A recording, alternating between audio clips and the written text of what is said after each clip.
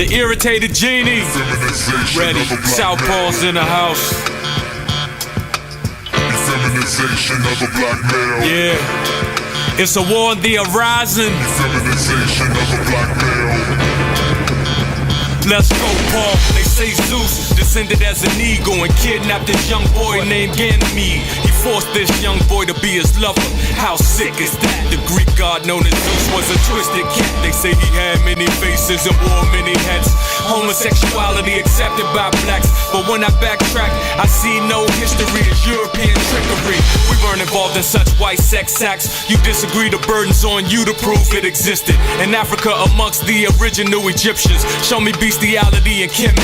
Show me pyramids where homosexuality was represented. The image imprinted. You can't cause it ain't culture. For fighting this 10,000-pound gorilla in a song. Bring it on. Am I wrong for fighting this 10,000-pound gorilla in a song? Bring it on. My ancestors woke me up this morning. I was last night too.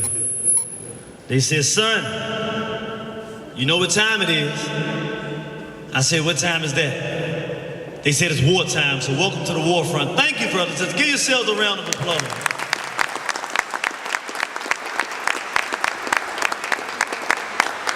Oh, does it feel good? How long has it been since we should have been out here thanking the brothers and sisters who made the real sacrifices so that we could be here today, driving our big cars, living in our fancy houses, or how about just getting up in the morning at the time we want to get up and taking a break. So to all of the brothers and sisters that have shed blood for our race, could we stand up and give them a round of applause? Because that's how we're able to be in this room here today. Yes, thank you.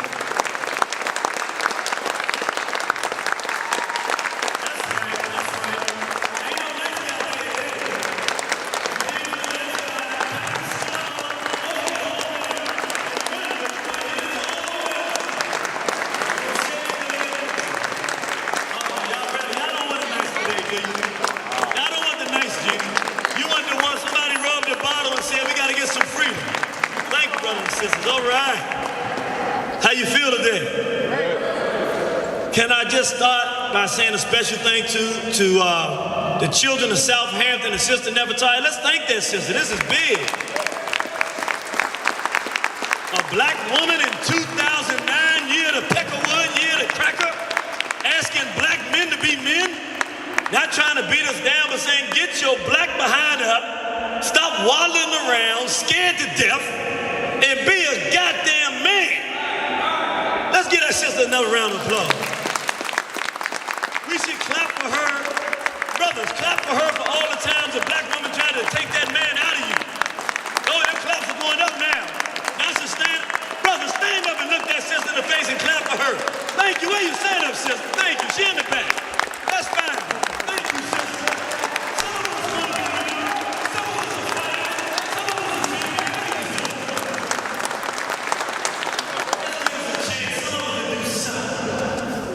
Much on long introduction, but I do gotta say, man, I got a phone call and I didn't know if I was dreaming. I had to pinch myself.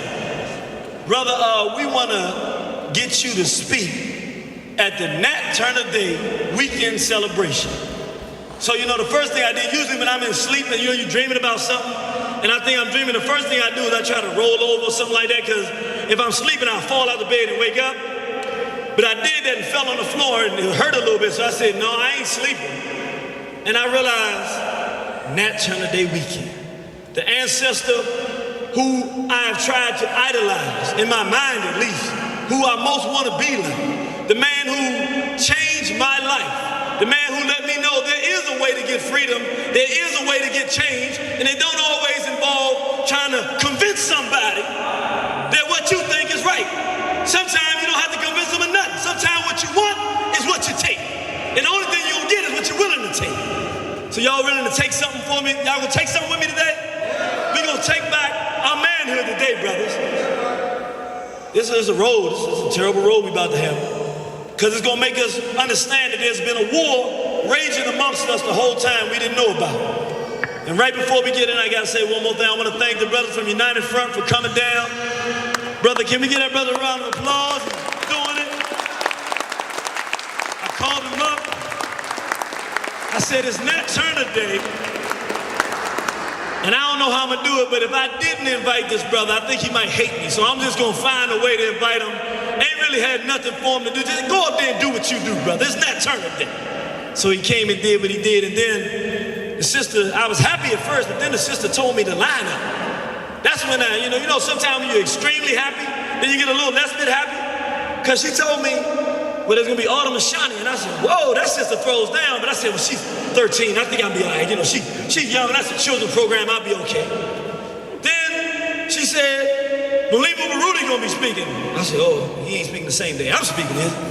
Because, you know, you don't want to be coming behind Brother Rudy. She said, yeah, he gonna be speaking right before you. I said, uh-oh, problem. Then she said, we gonna end the weekend off with Brother's Keeper. I said, oh, yeah, this is a setup. You trying to make me look bad. So I got on the phone, called a brother named Southpaw. Y'all don't know nothing about that Southeast style thing. Y'all don't know about that. I said, look here, man, I'm in a little bit of trouble. They got an all-star lineup. I need some extra stuff. I gotta bring my props with me on this one. Put something together for me for the Killers. Nobody sings praises to the Killers. We sing praises to those who worked on our behalf, the builders. But look, don't the Killers get some time too? I mean, if Nat Turner did anything for us, he showed us that whites were not immortal and that they couldn't live through anything. He showed us that they weren't some kind of supernatural beings. They couldn't lose a battle because they lost some things. And so I said, Southpaw, do me something special. So he did my little, I don't call it little, but he did a litany of the whole race of warriors that we had. We get our brother around the Southpaw up in the house. Get my Southside homie put his hand, stand up for us, brother. That's my Southside homie.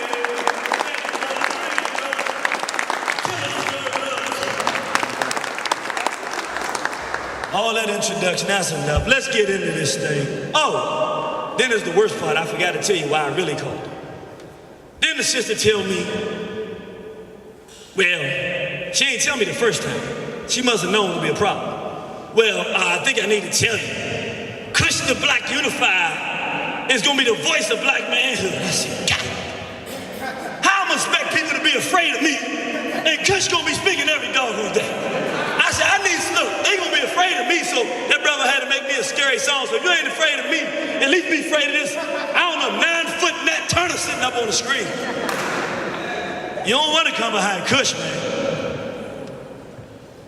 Y'all ready? You gotta do it because why did I title this The Feminization of the Black Male, The Rise of Nat Turner? This is real. What I'm about to tell you is real and it's true. The barometer for black manhood, the barometer for whether the European, somebody white in high places, determine whether or not they think that you are a threat is based on how closely they see you in the realm of Nat Turner. Meaning they looking at what you're doing and they're saying, could you or would you ever tell your people to push the button? Yes. And so when they see a man like Kwame Nkrumah in Ghana organizing black people, trying to build an army, they go, that's scary. When they see a man like the most honorable Elijah Muhammad building a war machine, they go, that's scary. Because if he wanted to, he could push the button. Like who? Like Nat Turner. And then all the stop and go, all the picket signs ain't there no more. Then we just make this thing something real natural, some real gritty kind of thing. Look, Cracker, can't call nobody on this one. Can't make no fancy law. Man to man, toe to toe, all that stuff is out the window. Now you gotta crack up now. And every time they look at Dr. Khalid Abdul Muhammad, they looked at him. They said, that's Nat Turner. And so the whole objective of Europeans since that time of this insurrection has been to make sure that we don't never stop talking about revolution. We don't never stop postulating about it, but that we never get the idea that there's nothing to negotiate with Europeans anymore. We just can't work with them. We can't change their mind. And so we're gonna take a different avenue for change, which is direct, absolute conflict. And in order to prevent that, They have developed one of the greatest systems and one of the best strategic plans for keeping our men as less than men that the world has ever seen. And today, we're going to talk about the source of this conflict, a warfare that we didn't even know was raging and been raging since the history of this country. You wouldn't know this, but the homosexual, the black and white homosexual, have been the #1 source of warfare against the black nationalist movement. I'm gonna say it again. The white faggot and our sick brothers and sisters who've gotten into this misbehavior have been not a enemy to our power movement. They have been the central enemy, leader to leader. It's been a goddamn faggot turned out, upside down man, backwards woman, even that crackers race or our own race that has decided to wage war against black manhood. And I ain't gonna just keep talking. Anything I tell you, I'm gonna show you. So if you ain't never seen Irritated Genie before, don't worry about it. I ain't gonna say, hey, do I show them? That's what we do here. That's what we do here at Warner Horizon. Remember this brother here? I mean, talk as loud as you want somebody to talk, then back every bit of it up. Go into the ring, tell a man, I'm gonna knock your behind out in the 3rd round. By the 2nd and a half round, you say he gonna knock him out by the 3rd round. And by the 4th round, you say the 4th round never came because he knocked him out in the 3rd round. Even our entertainers wanted to exemplify black men because they understood many times that image that you see is what you desire to be. You don't even have to know the person, but you see the image and you try to live your life toward that. So he was a representation of black manhood. But today, beating us down, they done beat us down bad, got us on our knees, weak, and saw some of the most physically powerful black men you could ever see. It's Terrell Owens. You wouldn't want to get in a fight with this brother, except that mentally, he has no even concept that he should be fighting against an enemy called a white race. And he's so weak and disturbed internally that they can strip him naked, a millionaire now, put him before the world, not even looking like he gonna fight, totally surrender, totally submissive. What is the message? We are here to kill black manhood. There was a time when we were organizing to make sure that the next generations were gonna be the ones who struck the final blow for freedom. We were looking for that collective Nat Turner, that group of black people who would say, no more to us being equal, the world now is going to be ours. And so we were training our children in that way. Now, something has happened, and it ain't happened overnight. You think somebody had our children right here one day, then changed their mind the next day and said, no, where your pants hanging off your behind? Is that what you think happened? You're sadly mistaken. I remember one time Garvey had his African Legion. Do these brothers look like they playing on games? Are they smiling? Are they playing Sega Genesis? I be getting behind a PlayStation 1, 2, 5. How many damn PlayStations you gotta have? You're a damn man. Why don't you have no PlayStation? Get serious. Do they have a serious station? We gonna invest, hey black men, we gonna make a serious station and see if brothers will sit down and play the serious station. The Black Panther Party. Brothers that said, I mean, you talking about black manhood, look, ain't nobody gonna be riding around and terrorizing our community. These brothers were so bold, they started collecting themselves, picking up guns, and following the police around, making sure they didn't harass black people. That ain't bold. Only a black man would come up with something like that. I can imagine who was in the room with that. I don't even know if I'd have went for that one. Man, we gotta do something about this police brutality. Yeah, why don't we get some guns, right? And start following the police around. They're like, nah, we need to do something. I don't think we're gonna do that. These brothers like, why not? Not why. They asked the other question, why not? These brothers, them 3 letters used to scare people. You say F-O-I, and that don't spell 40. fruit of Islam. These brothers were serious. When you talk about organized black manhood, you know something very real, something very serious.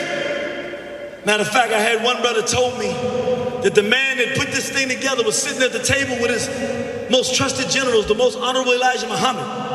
And because y'all got the man all pegged all wrong, because he's mild-mannered, all polite. Y'all fool, he fooling the cracker, he fooled you too.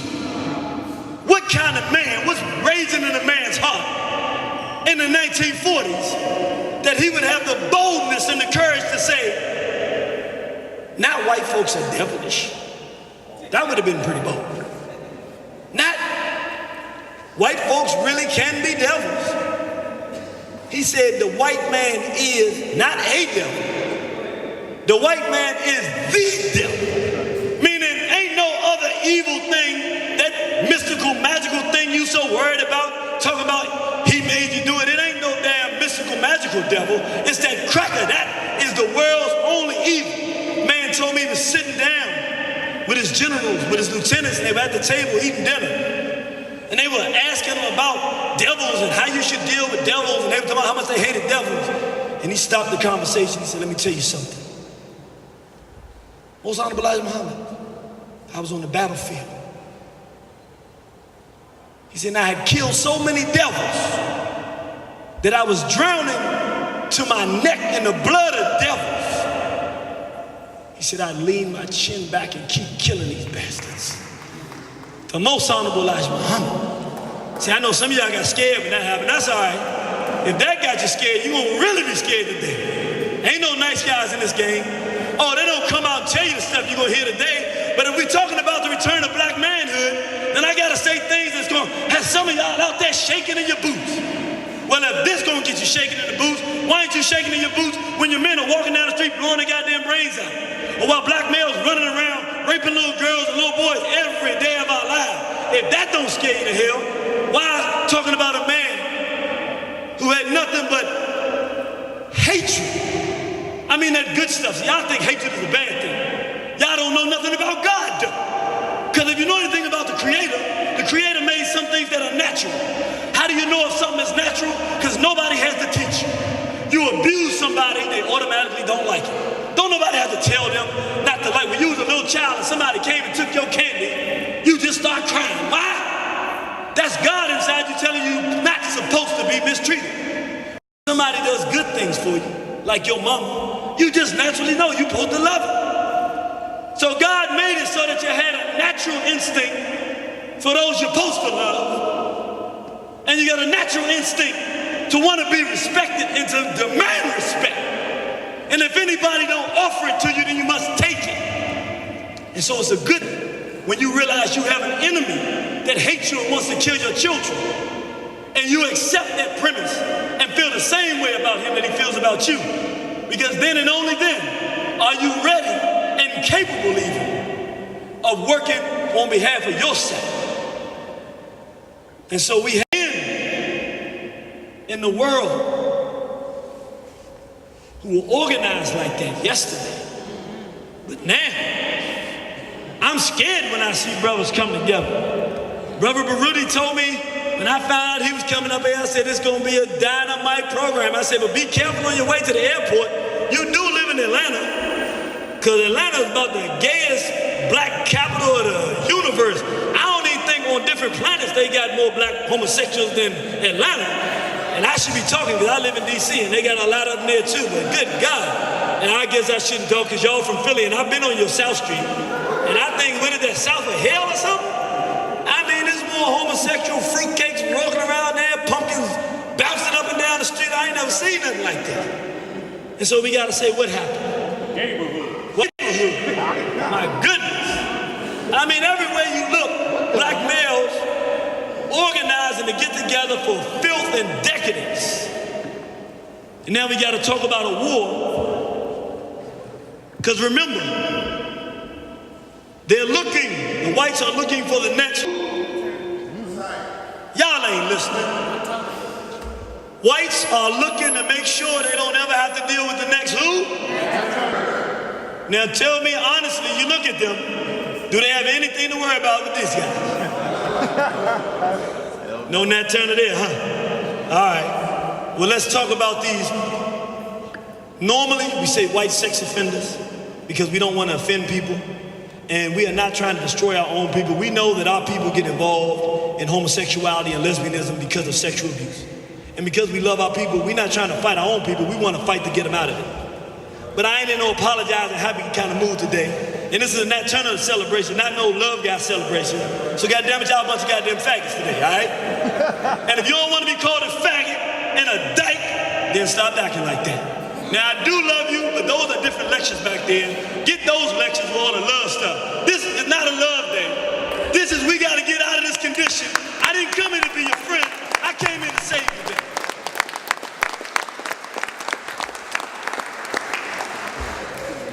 And if you are into that foolishness, you can't even walk out now because everybody going to look around and look at you, think that's what you're thinking right now. You're like, I can't leave now.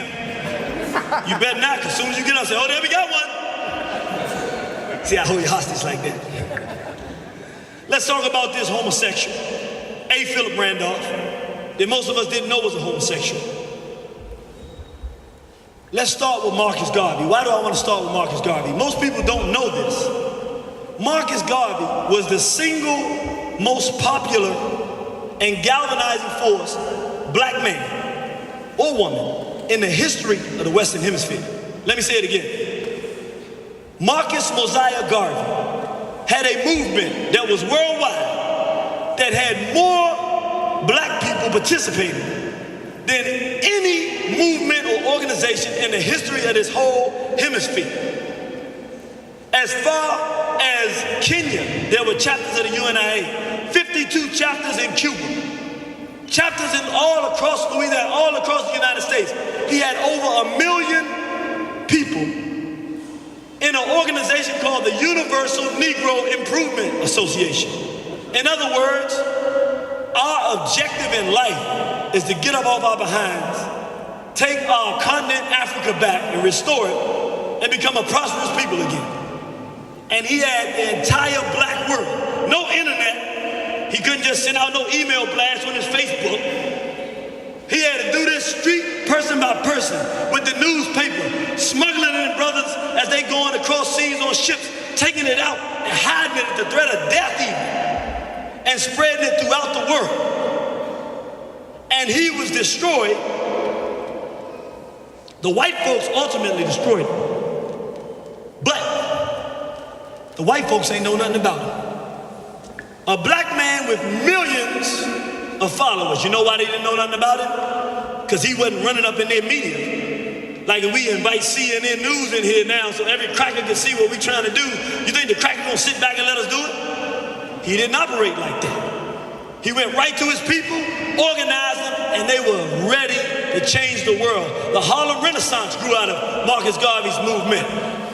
Black Wall Street grew out of his movement. We don't connect the fact that it was because of Garvey that black people realized that being black didn't mean that you were doomed to no evil and that you weren't ugly and hideous and beneath others, but that you should have pride, dignity, and self-respect. And once we did that, we start standing up erect. We start realizing all of the hard labor we had done for white folks, we could do for ourselves. We start opening businesses, and before we knew it, we had an international movement of millions of people. And who were his first detractors that wanted to destroy him? White folks didn't even know about him. A. Philip Randolph. Let's talk about it. Let's talk about Garvey a little bit. He said, I know no national boundary where the Negro is concerned. The whole world is my province until Africa is free. This black man wasn't caught up in, like Brother Kwesi, the master teacher says, the bird cage of America. Well, he was from Jamaica. He said, wherever there's a black man or black woman, that's my continent, that's my land, that's my heart and soul. Let's come together and build something for our people wherever we find ourselves. Powerful man. You want to know how powerful a person is during their time? Go look and see what other powerful people during their time said about it. This sister here had a pen, Sister Ida B. Wells Barnett, that was so powerful. Brothers who had been convicted to be killed for crimes they didn't commit, if she came in town and wrote one article, they would get off. Not only not get killed, but get out of jail and be free. That's how powerful her pen was. What did she have to say about the man that was known as the Black Messenger, the Black Messiah? They call him the Black Moses. Remember, she's a heavyweight in her own right. She said undoubtedly. That means ain't no question about it. Mr. Garvey made an impression on this country as no Negro before him had ever done. He has been able to solidify the masses of our people and endow them with racial consciousness and racial solidarity. Now, can you imagine if we had a voice today that was so penetrating and powerful, it could break through the Islam, the Christianity, the Democrat, the Republican, the Negro, the nationalist, and whatever else we got going on, and talk right to the black person, and all of each one of us, to get us to put these silly differences that were given to us by our enemies any damn way, put them aside and do something for ourselves. With all the information technology we have, with all the access to weapons, with all of the access to resources we have today, can you imagine if a voice came amongst us that resounded and just made us move like Garvey did, could take a dead man or a dead woman like Elijah Muhammad did and make them come back to life and want to live for something again? If somebody could come to us like that today, we could make a real change. He said, I have no desire to take all black people back to Africa. There are blacks who are no good here and will likely be no good there. Let's clap it up for that one.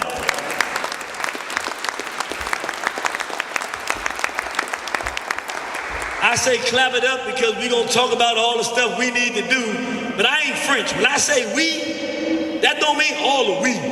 Because Negroes, Henry George Gates is not coming on my boat. And you better not put him on our ship going back down on my ship if you want to see him when you get to the other side.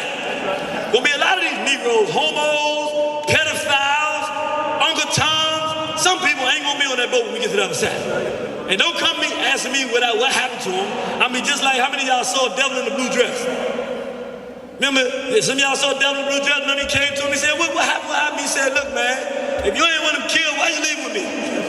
Don't leave these damn Negroes with me. But let's talk about gay Philip Randolph and what old gay Philip did. And this is gonna really, I want you to understand the depth of this now, because this is real.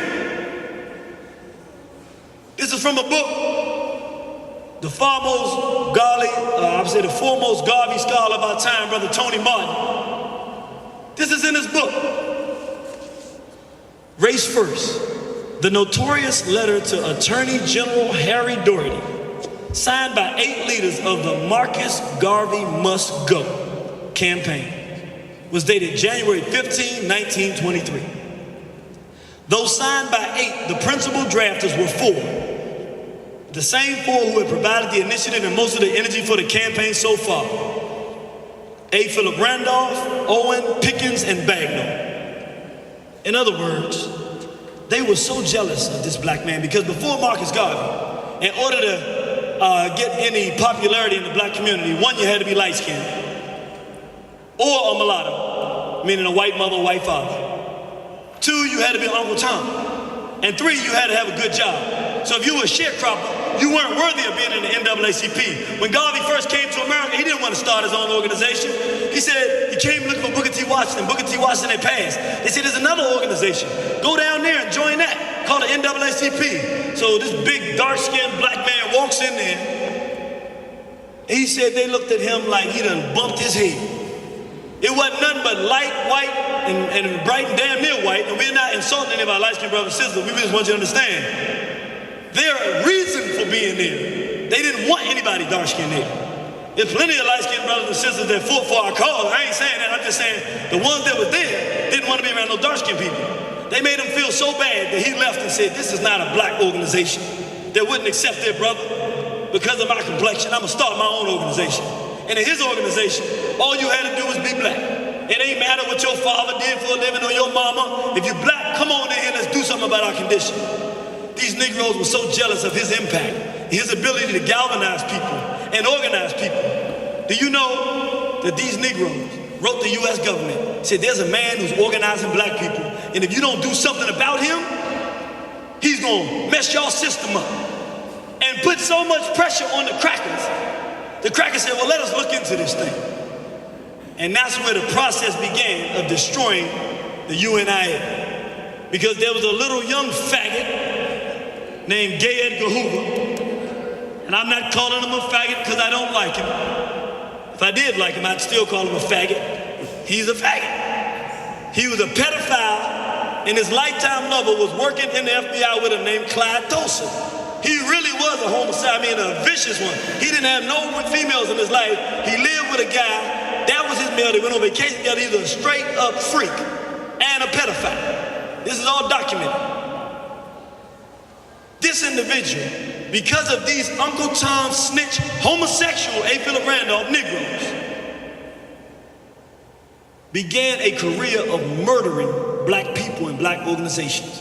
Why am I saying that? I'm not taking away his responsibility in doing it. But my point is, the reason that we have a Gay Edgar Hoover and his career was launched was not because he was a good investigator. Some snitching Uncle Tom faggot called him on the damn phone and said, look, there's a problem in the black community you don't know about. This is sick. And so Gay Edgar went on to begin the process of destroying black organizations. We look at the Nation of Islam. He was integral in dividing the most honorable Elijah Muhammad and our brother Malcolm X. And this is a problem that we face in our development of our organizations, that when we have people that step out, we get these issues and these wars that start going on that take precedent over the fact that we got a war with this cracker to fight. And I just want to take the time to say I was in an organization called Positive Comedic Visions. In fact, they're here today for 15 years, and I'm no longer there. But I think that we are turning the corner today because we've seen things that happened with Malcolm and Elijah and Dr. Khalid and Minister Farrakhan, and you ain't heard no peep from PKV negative about the irritated genie. They continuing to plow the field. Too many crackers to kill to be fighting with me. And you'll never hear Warner Horizon or the irritated genie say nothing about an organization that gave me life. We got a war to fight against our enemies. So this is what we call the turning of the corner, the maturing of a race to move forward and to focus our energy in the right place. We can all fight these crackers how we gotta fight them. As long as we win and they lose, let's give a hand for that. That's what we gotta do.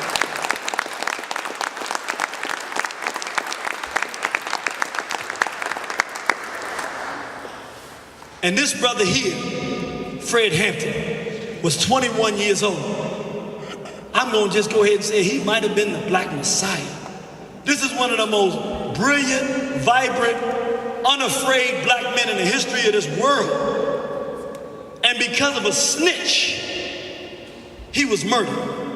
And I'm gonna show a clip because I just want you to see for yourself, brothers and sisters, to feel the pain. Because people say black folks can't organize. Black people can't do for ourselves. If that was the case, why did they have hospitals in Chicago? On a 21-year-old black man. Why did they have breakfast programs? Why did they have an armed military?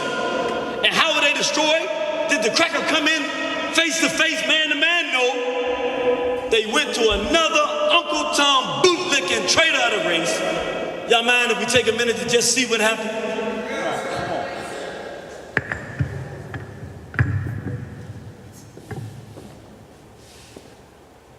In Chicago and in other cities, FBI Director J. Edgar Hoover expanded surveillance of organizations in the black community, especially the Black Panther Party. In a report made public in the summer of 1969, FBI Director Hoover declared the Black Panther Party the #1 threat to the internal security of the United States. Directives issued by FBI headquarters a few weeks after the elections called for, quote, imaginative and hard-hitting counterintelligence measures aimed at crippling the Black Panther Party, unquote. In the winter of 1969, law enforcement agencies launched efforts to undermine an attempted coalition between the Black Panther Party and the Blackstone Rangers, a Chicago gang. The Panthers were pursuing an ideology that said we need to take these young minds, this young energy, and turn it into part of our movement in terms of black liberation and the rest of it. And I saw a very purposeful, intentional effort on the part of the police department to keep that head from hooking up to that body. It was like, you know, do not let this thing become a part of what could ultimately be a political movement, because that's exactly what it was. FBI agents wrote an anonymous letter to Jeff Fort, the leader of the Blackstone Rangers, warning Fort that the Panthers have, quote, a hideout for you, unquote. The Bureau knew that the information was false, but believed that Fort might take retaliatory action against the Panthers. Fred Hampton, a former NAACP youth organizer, became at age 20 chairman of the Illinois chapter of the Black Panther Party. We always say the Black Panther Party that they can do anything they want to us.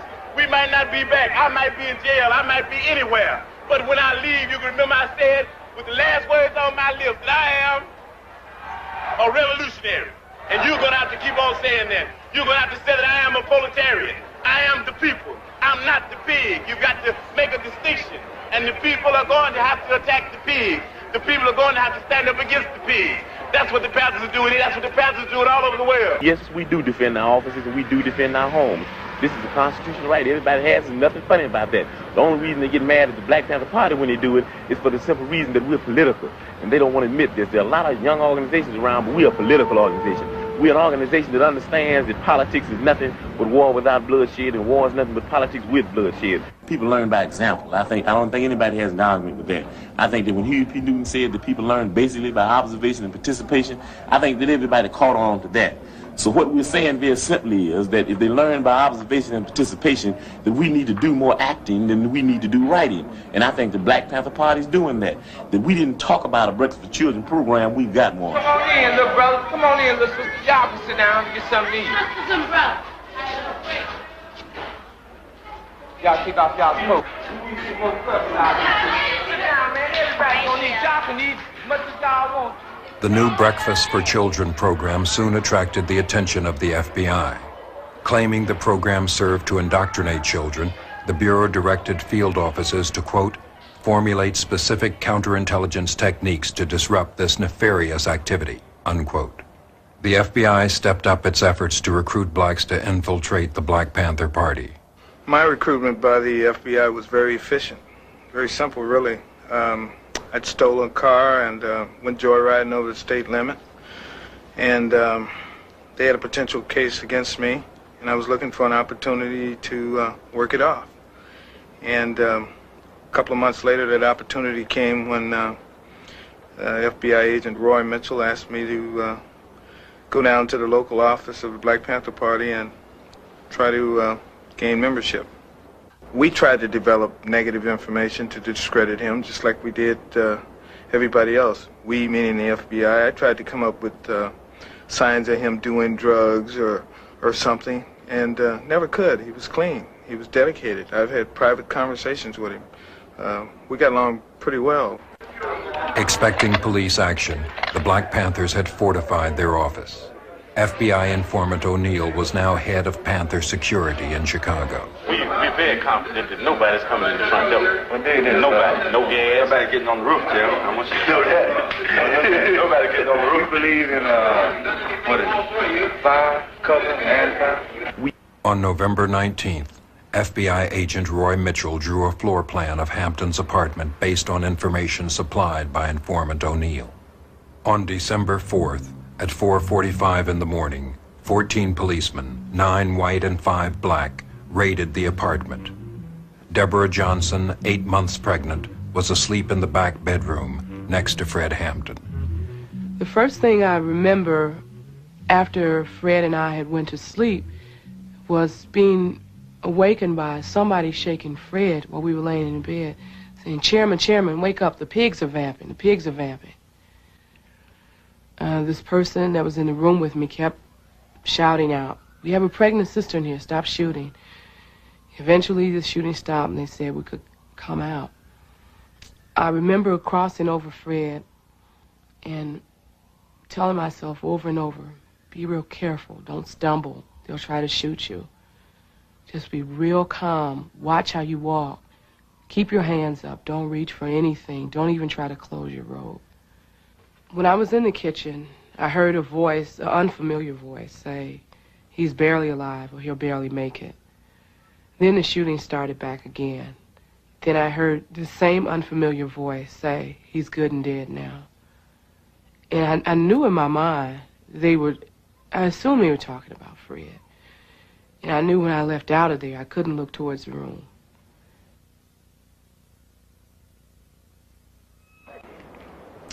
And I remember walking out of the office and looking through a little clearing over on the next block, which was right in front of the Monroe Street address, and seeing a lot of police cars over there. And at that time, Bobby Rush came to the office. He had just come from over there, or maybe the coroner's office. In any case, we walked back over there, and we both were speechless. We just walked through the house and saw what had taken place and where he died, and it was shocking. And then I just began to realize that the information that I had supplied leading up to that moment had facilitated that raid. I knew that indirectly I had contributed, and I felt it, and I felt bad about it. And then I got mad. I had... and then I had to conceal those feelings, which made it worse. I couldn't say anything. I just had to continue to play the role. FBI headquarters authorized payment of a $300 bonus to informant William O'Neill for, quote, uniquely valuable services which he rendered over the past several months, unquote. Uniquely valuable services. $300 US for the killing and the life of a man who at 21 had senior citizens and thugs in the street out of gangs ready to jump into the liberation struggle and say, let's build schools and institutions and feed our own children and take care of our own people. $300. A snitch and a traitor. And I ain't talking about no black person that call you a goddamn drug dealer. They should be calling you selling crack and death to our people. That ain't snitching, fool. That's a concerned citizen. A snitch is somebody when we're planning rebellion or we're doing something that's in the best interest of black people, intentionally, for some exchange or some kind of favor they think they're gonna get from some cracker or some police or somebody, goes and completely disregards the well-being of our people for the little bitty, any teeny bitty benefit they think that's a snitch. We about to run away from the plantation, and some Negro on the damn plantation, some Tom, some bootlicker slave, we were enslaved, some of us become slaves, who don't want to leave the plantation. Say, if I tell Massa O'Neill, maybe I get an extra piece of cornbread tonight. That's a snitch, and a snitch and a traitor should die. Because if the traitor and the snitch don't die, all the people you love that love you gonna die. That's why no people around the world ever tolerate traitors. Traitors the worst thing in the world because they look just like you. Smell like you, talk like you, feel and think like you. And for a good reason in his mind or no reason at all, he will sell each one of us $300. Brains flowing. Was it preparation? No, they was ready. If that disgusting monster would have said, hey, the pigs are coming, he could have snapped his finger and had an army of brothers waiting for the crackers to come up in their guns and stuff and would have went toe-to-toe with them. So it's not that the black man is a coward, and it ain't that we never organized to do nothing. They had hospitals. We talk about free health care. You could go into the Panthers hospital, whatever you had wrong with you, if they had a doctor there that could fix it, they did it, and you never saw a bill. So don't tell me that we don't do for ourselves. We got an enemy in the water fight. And it's a coward that talks to black people about blaming white folk for stuff. God damn it, it's their fault. They did what they did. We ain't blaming And 90% of the time, those of us who are telling the record are the ones doing stuff to try to do something against it. How can you help black people if you don't know what's keeping us back? So you gotta study the crack. You better know your enemy. What kind of damn fool goes and fights a war with his enemy and ain't never researched the damn enemy? Don't know where the enemy is, don't know how he think, don't know how he behave. You be a goddamn fool. You lost that war before you start. And so y'all know what I'm talking about. The minute we say something about a damn cracker, these snitches are on their way to be snitches, running their damn mouth about why we talking about crackers. And then I'm gonna tell you something for real, we gonna keep it moving. But I hate a damn criminal. And I'm not talking about brothers that do criminal things. I mean, in order to survive in America, sometimes you gotta crack a crack in the head and get something from it if you can get them. I mean, as long as you get away, I ain't got no problem with you.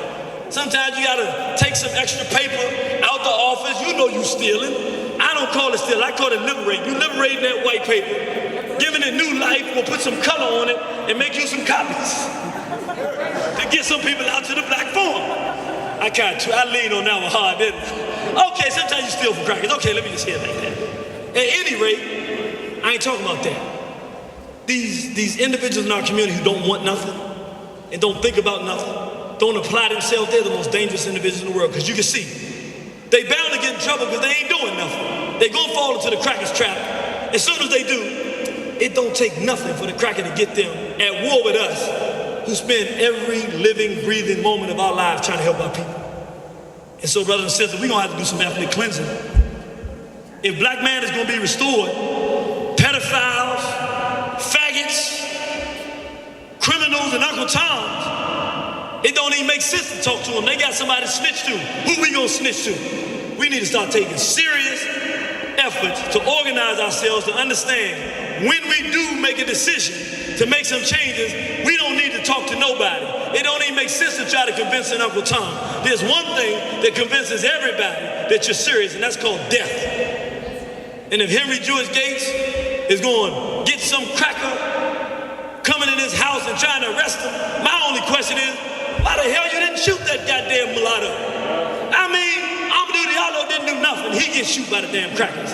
I mean, we just get bad luck sometimes. What about Abdul Wima? Didn't do nothing. We're just out there.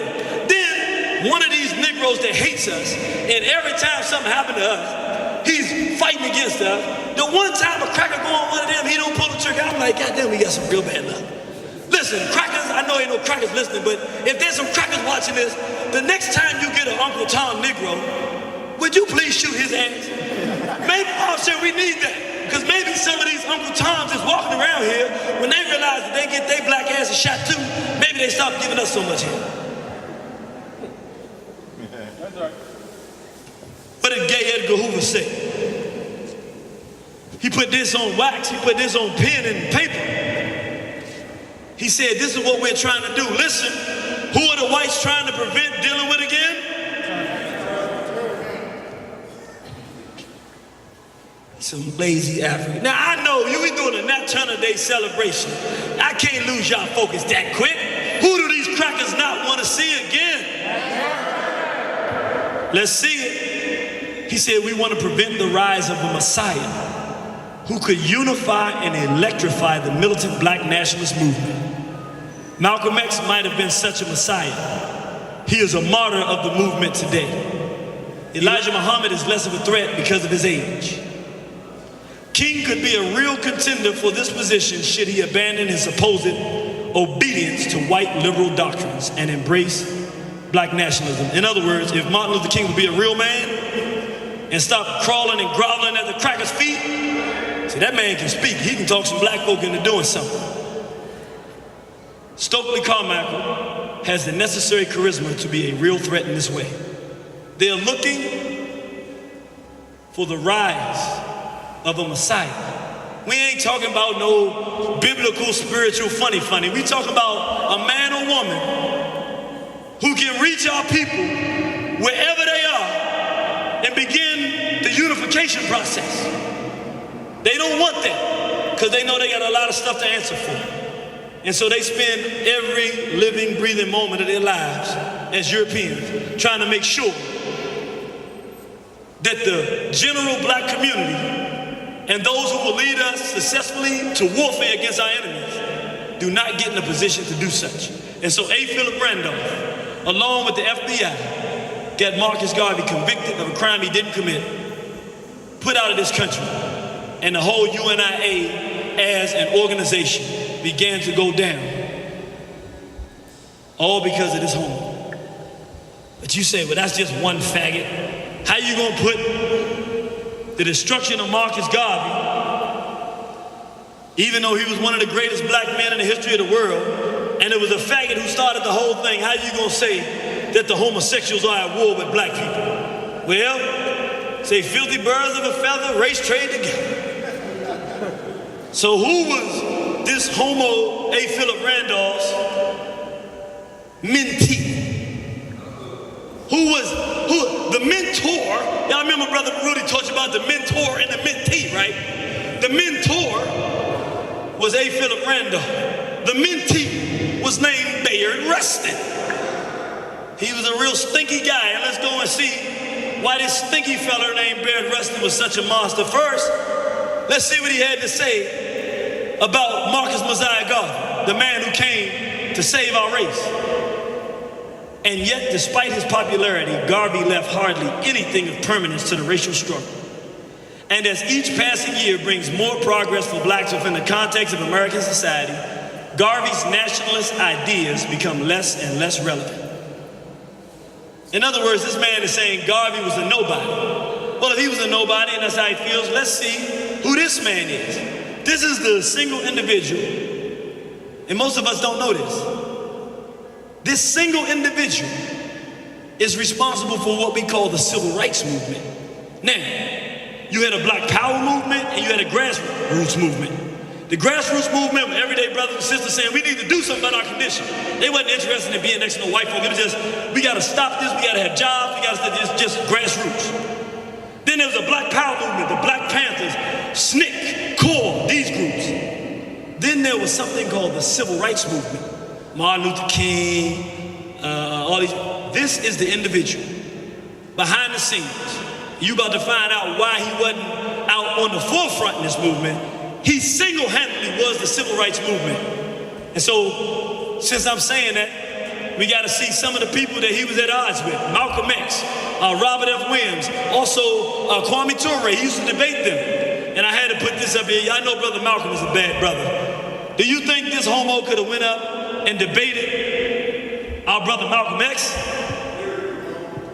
Well, this is one of my favorite one-liners. Malcolm was a bad dude. Malcolm told me, he said, if there's one thing I hate more than a black man who loves white women, it's a black man who loves white men.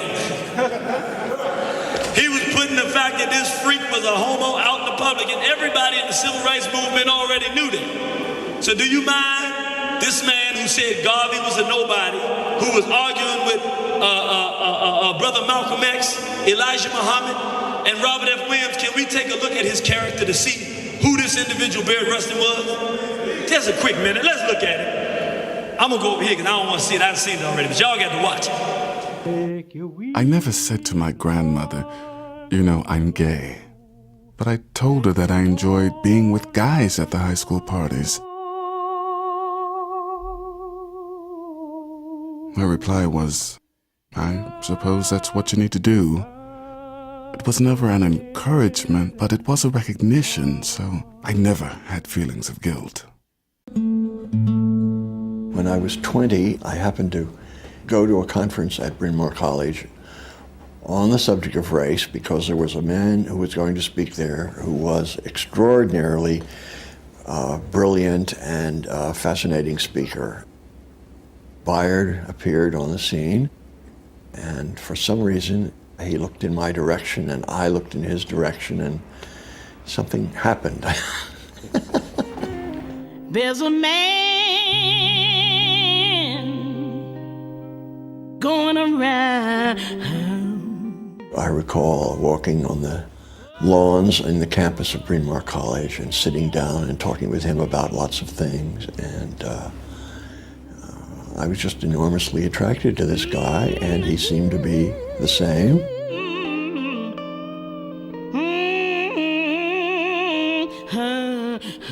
He was an extraordinary person to me. He had such intelligence, such a love of life, such a sense of humor, really a lot of wisdom. And he had absolutely no shame about being gay.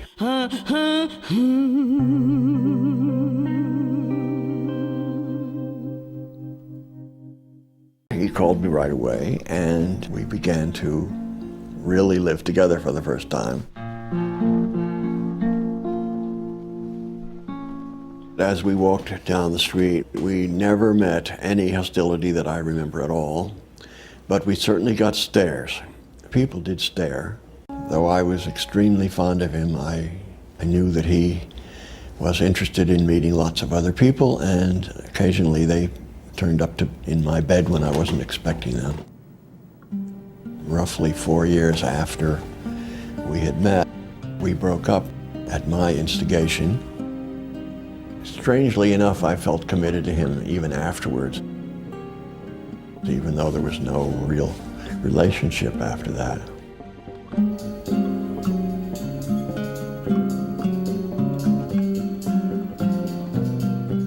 FBI Field Report.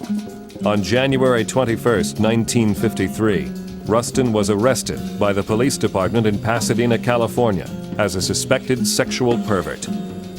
He was charged with lewd vagrancy and sentenced to 60 days in the county jail.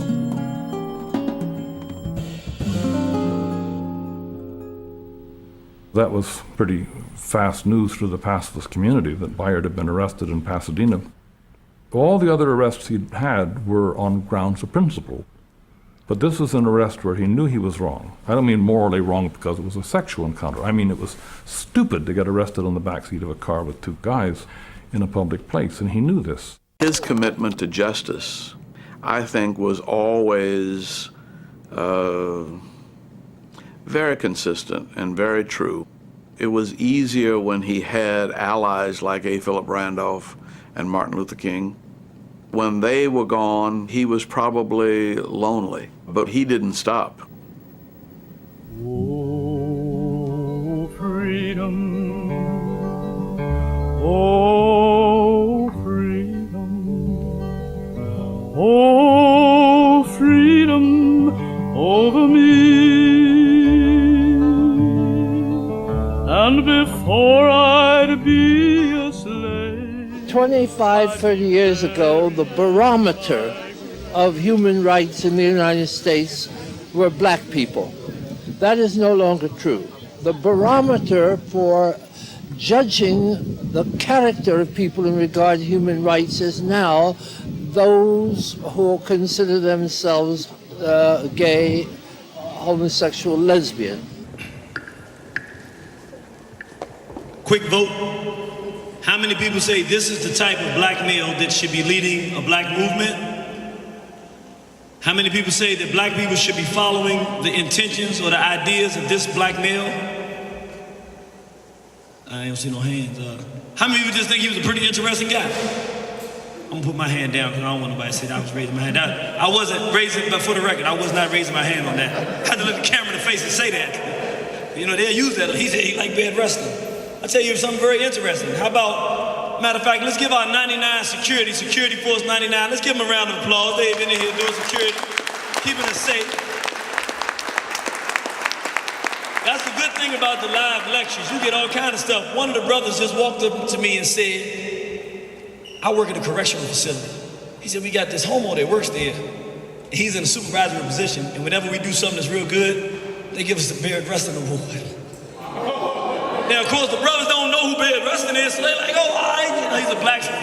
Yeah, y'all won't be taking no more of them awards now, will you, bro? Yeah, somebody try to give you the Beard Wrestling Award, you gotta talk to him in the parking lot. See, I'm gonna give you the Nat Turner Award. Ain't nothing like Uncle Tom's head cracking. Brothers and sisters, I want you to understand, we're not just having this talk just to be talking.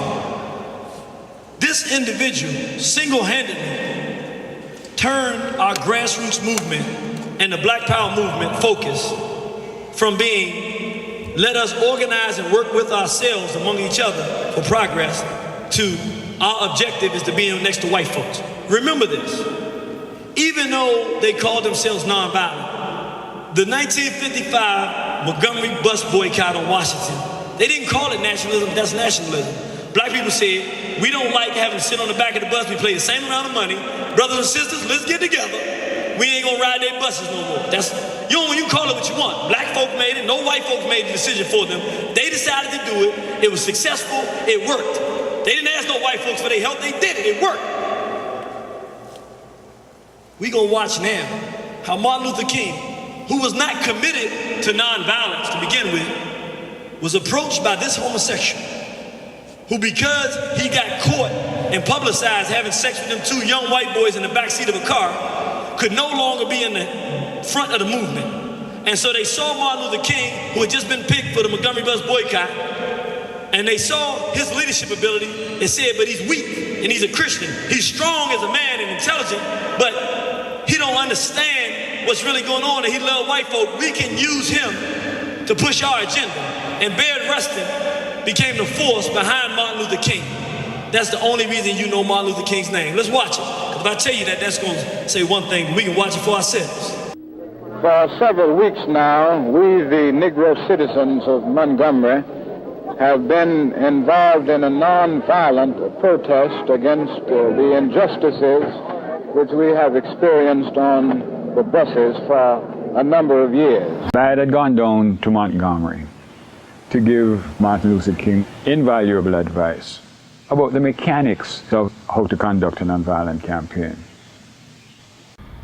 When I arrived in Montgomery, Dr. King had very limited notions about how nonviolent protests should be carried out. When I first got there, the leadership had Dr. King's home protected day and night by men not only with shotguns, but with pistols. What do you want? I'm here to see Dr. King. Nelson, who is it? Good evening, Mrs. King. Bayard Rustin. Bayard Rustin. Excuse me. Well, if Bayard Rustin is here, then I guess we've arrived. Dr. King, I'm gonna be blunt. You're straying from the principles of nonviolence. In what way? You're the leader of a nonviolent movement, and yet you have guns in your home and these armed guards outside. Let me ask you something, Mr. Rustin. Would you risk your family for a tactic? Nonviolence is not a tactic. Would you risk your family? Nonviolence is an ideology. I have it's an obligation to protect my family and defend my home. Well, the guns don't make me feel any safer. Bayard was to him like an older brother. Martin Luther King was 25 years old. And he didn't have the history and the experience that Bayard shared with him. Bayard was somebody that could talk with him on his own intellectual level and help him think through the political and social and moral dilemmas that he was facing. Howe made a speech in which he said to the press that there were immoral elements working in the civil rights movement. That message was clear. It was aimed at Bayard as the immoral element. Adam Clayton Powell didn't want blacks picketing the Democratic Convention. In fact, he went so far as to warn King that if King did not withdraw his support from that demonstration, he would go to the press and say there was a sexual affair going on between me and King. A few things I gotta say, and I might as well go ahead and say it. I'm gonna say some things that's gonna offend people in here. I definitely gonna offend my sisters, and that's okay, I've done it before. Y'all gonna hate me, y'all gonna love me. I hate irritation, I love irritation. I hate my love. I'm gonna say something to the brothers. I'm gonna get everybody in here mad at me today, and that's okay. That's what I do, man. So you gotta find somebody to hate, so go ahead and make it me, I'll take it. I know, you be mad at me, but you'll love me. Next week you'll love me, this week you ain't gonna love me. There's a few things I gotta say about this. One, I just gotta deviate for a minute. Sister, walking in the house just got bombed. They tried to murder the children. And his wife. And she come in the room, I don't know about y'all, brother, I don't know how you do, but I can't imagine her walking in the guns don't make me feel, I didn't ask you how the goddamn guns make you feel. Then did y'all hear anything Rudy said? But I just can't even imagine a woman saying nothing like that. Look, would you go back in there and whatever you make it, would you fix it in great eyes? What are you talking about? Look, don't it? Look, I was saying, look, they mad at me, I don't care. I'm gonna tell you just like that. That's how I'm gonna run the show. Because at the end of the day, I don't know what the hell's going through your mind, but what's going through my mind is that I could not live with myself if I let something happen to me. And the best way I know not to is to load a gun, and if I see a cracker, come and shoot his ass. I don't need your opinion on how the gun makes you feel. Don't look at it. Pretend like it ain't there. And pretend like you don't hear me every time I ask you to do something any damn way. Goodness gracious. But in all seriousness, this is very disturbing. Because the man that we put on our walls for our children to emulate was so weak in character. I don't know what he did with this dude. I don't even think I really want to know that. But I do know is this. I don't care what year it is. Don't no straight man go follow him behind no faggot of this magnitude for nothing.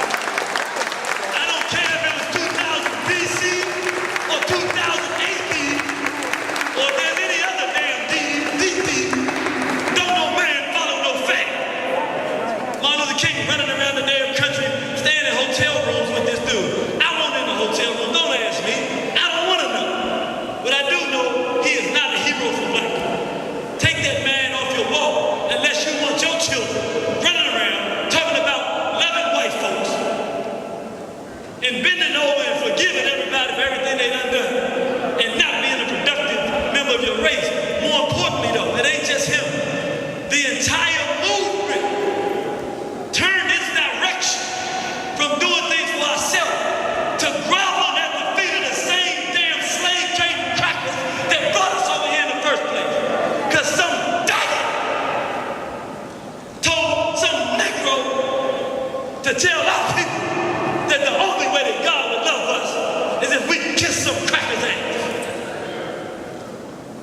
These faggots are dangerous. Any man that don't know he's supposed to be with a woman is dangerous.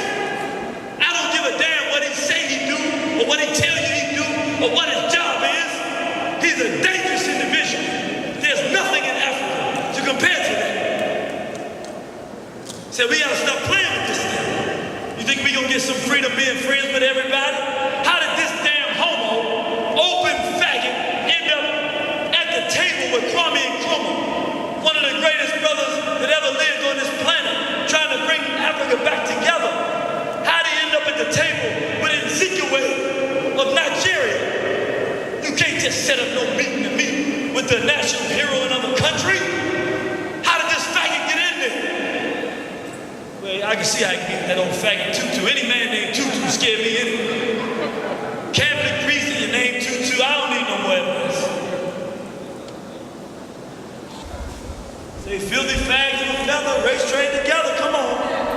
I want you to see there's a link here. I'm showing you the connection. It ain't just like there's a bad fag here and a bad fag there and a bad fag everywhere. No. These homosexuals are organizing into an empire right under our noses. And because we're not thinking and seeing what's happening, they are creating a complete decimation of black manhood. And they're doing it from positions of power, in schools, in job situations. They're using every ounce of power they have to effeminize black men. They're using prison systems, but they are organized. And they have decided that they have joined forces with the white race to kill black manhood because he wants to bend over and he wants to sodomize some of the sons of Africa. And so he wants us to bend over and has declared war quietly against us. And we running around half men like a bunch of damn faggots ourselves. Well, I mean, to each his own. No, man don't think like that. Hell, each his goddamn own. You're a man. You look at somebody you don't like what they doing, you tell them, I don't like what you're doing, Slim. Well, it's my business. Nah, it's my business. You in my space. I don't like it. Black men ain't never come up with no what each his own foolishness. That's right. With your each his own might kill my damn babies. That's right. So if each his own, then goddammit, I take the prerogative to knock your head, but I don't like what you do. Hey, it's each his own. And black man, we gotta be men again, And we gotta start saying, hey, to each his own. Our own is to forge a force that can protect and create law in our community. And so we see here, who are the whites afraid of and never want to see again? Nat Turner. So we seen a faggot that destroyed the #1 black organizer in the history of the Western Hemisphere, A. Philip Randolph. His mentee completely changed the course of our struggle. Baird Rustin. What about this literary faggot? James Baldwin, let's go after him. Who did he go after? The immortal, the killer, the unforgiving, the merciless, the last man standing. The one that said, no more crackers to crack the backs of my babies. Your babies won't grow so that they can oppress mine. Well, he woke somebody up. Now that man had already been physically deceased by the time James Baldwin came. So how could Baldwin attack a man who was already dead? Well, let's talk about the treasonous nature of these faggots. This is deep because they're organized. This homo first, y'all know this brother here, Richard Wright? He was one of the literary greats of his time. He wrote a book, Black Boy, and he wrote, what was the other, his most popular book? Native Son, that's right. So we got some readers in here. I can't trick y'all on nothing. He wrote Native Son. Had a major impact on our people. He ran into James Baldwin when he was very young. He was in France. Richard Wright was so angry with the way the U.S., how racist it was, he had went down to France. He saw so much promise in James Baldwin, he said, look, I'm gonna help you get your career off the ground because I can see you are passionate about black people. Now, I don't know if he knew he was a fag or not, but he probably didn't know what that meant. So he just wanted to help his brother.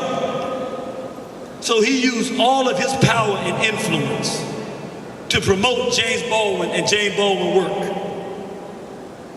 And guess what James Baldwin did? He saw that the whites were upset with Richard Wright. That's why he was still in France.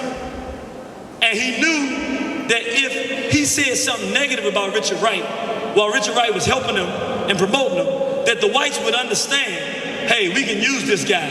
This guy's willing to attack Richard Wright, and Richard Wright helped him. They would knew what his character was. So he wrote a scathing criticism of Richard Wright's Black Boy.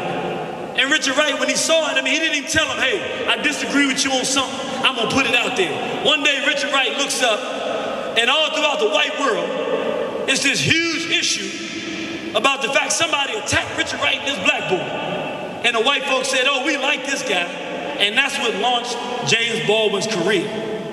He came back to America and gave us absolute hell that we didn't know we were getting. He is the forefather, or fourth faggot, I should say, because if a man, that ain't a man that takes a man to be a father. He's a fourth faggot to the Elin Harris. Is Elin Harris, he the one that died? Oh, well. No, give it applause. Yeah, dead ass faggot, good, that's good. One less faggot we gotta worry about. Some of y'all looking at me, you ain't happy. I don't give a goddamn if you happy or not, I'm happy. I'm gonna smile, you can sit there and frown. Come smiling. What make you happy don't make me happy. I told them the other day, people tell me, you watch movies. I always felt kind of strange in the movie. Like, all the movies, people be rooting for the different people. Like when I be in Jaws, right? Whenever, the Jaws is coming, all the people in the movie be like, oh my God, oh my God. And I be like, I don't understand what they're doing, Just if a shark coming to eat some crackers. Right. But then when the cracker comes out with the gun, they're like, oh my God, because I'm pulling for Jaws, right? And the crackers will be sitting there saying, I don't get it either. All that who you root for, I'm trying to understand it. Never understood that stuff. Even when they telling Bible stories, I never could get into the Bible because they be talking about Jonah in the well. I'm like, I don't know Jonah, but I'm sitting there thinking, damn, well, you got this goddamn Jonah in your mouth. Eat him. Then they start telling the story, and before you know it, Jonah getting out the damn whale mouth, and I'm like, listen, whale, you're gonna be in the endangered species list. I know this happened a long time ago, but whale, eat this cracker now. Maybe you can save your whale race. I never get no victory in these Bible stories. When is one of these damn crackers gonna lose? Daniel in the lion's den. It's a damn lion. Simba, eat this cracker, man. Hakuna Matata. No, Hakuna Matata. Eat the damn cracker. I don't know, it ain't my fault. Y'all mad at me?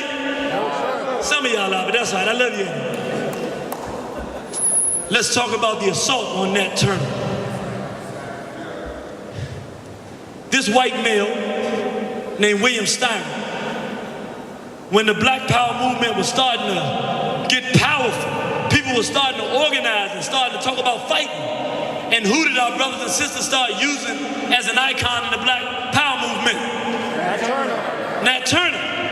And so as a white nationalist, this no-good cracker faggot, William Styron, that's what he was, decided, I want to do something to destroy the memory of Nat Turner because he has become an icon for this power movement. So he decides he kind of wants to write a book, but he doesn't know exactly how to do it. So let's see what he does. See how he feels about Nat Turner. Turned him into a far more heroic figure than the actual Nat Turner was, because I gave him human dimensions. He didn't humanize Nat Turner for me, because I came to the novel with my own version of Nat Turner firmly established in my head. So, to whom did he humanize? To the white community? That might be possible, since the white community has always tended to look upon our rebels, as demons and as subhumans, as people who are attacking the bastions of white civilization. Any intelligent reader coming on the confessions, the original confessions of Nat Turner, and then reflects on those confessions for a while, would have to say to himself, this guy is a crazy lunatic. It's obvious, right? William Styron hates Nat Turner, has no respect for him, right? So why is he writing a book about it? What is he attempting to do? Black manhood cannot even, you can't call a name to this very day. Not even the name Adolf Hitler. There's no name in this country that you can say that puts more fear in the hearts of crackers than the name Nat Turner. The word is never even breathed. That's why it's so phenomenal that the sister called it Nat Turner Day weekend. You don't hear that name. You hear Garvey. Sometimes you hear Elijah Muhammad. But you don't never hear that name. Why? Because it paralyzes Europeans. That's the most frightening thing. So what is he trying to do? Because we know he hates him well. He's trying to attack the memory of an ancestor who inspires black men to manhood. But he don't know exactly how to do it. So he needed to go take some advice from somebody who might can help him figure it out. Oh, let me pull it back 1 second. I just want to show you I got a little ahead of myself there. What we're going to see here now, what was William Styron facing? And what was the white world facing that they wanted to attack Nat Turner? If you don't want any trouble, keep your filthy white hands off our beautiful black Nat symbolized revolt, symbolized resistance. He was a black man who refused to accept his condition. So we identified with that brother, and we saw him as a brother, and we saw a direct link. We knew exactly what he felt like, because we felt the same way, and we saw ourselves as continuing that struggle. Usually the police wouldn't brutalize anyone if we were on hand because we were armed. The revolution has come. Nat Turner returned to the center of the national stage with the publication in 1967 of William Styron's The Confessions of Nat Turner. The novel was an instant bestseller and won the Pulitzer Prize. So, we dealing with a black power movement with men organized to fight. And so now, as we said before, he needs to figure out how we gonna stop this, so he goes to get some advice. I have a dream that one day on the red hills of Georgia, the sons of former slaves and the sons of former slave owners will be able to sit down together at the table of brotherhood. I have a dream.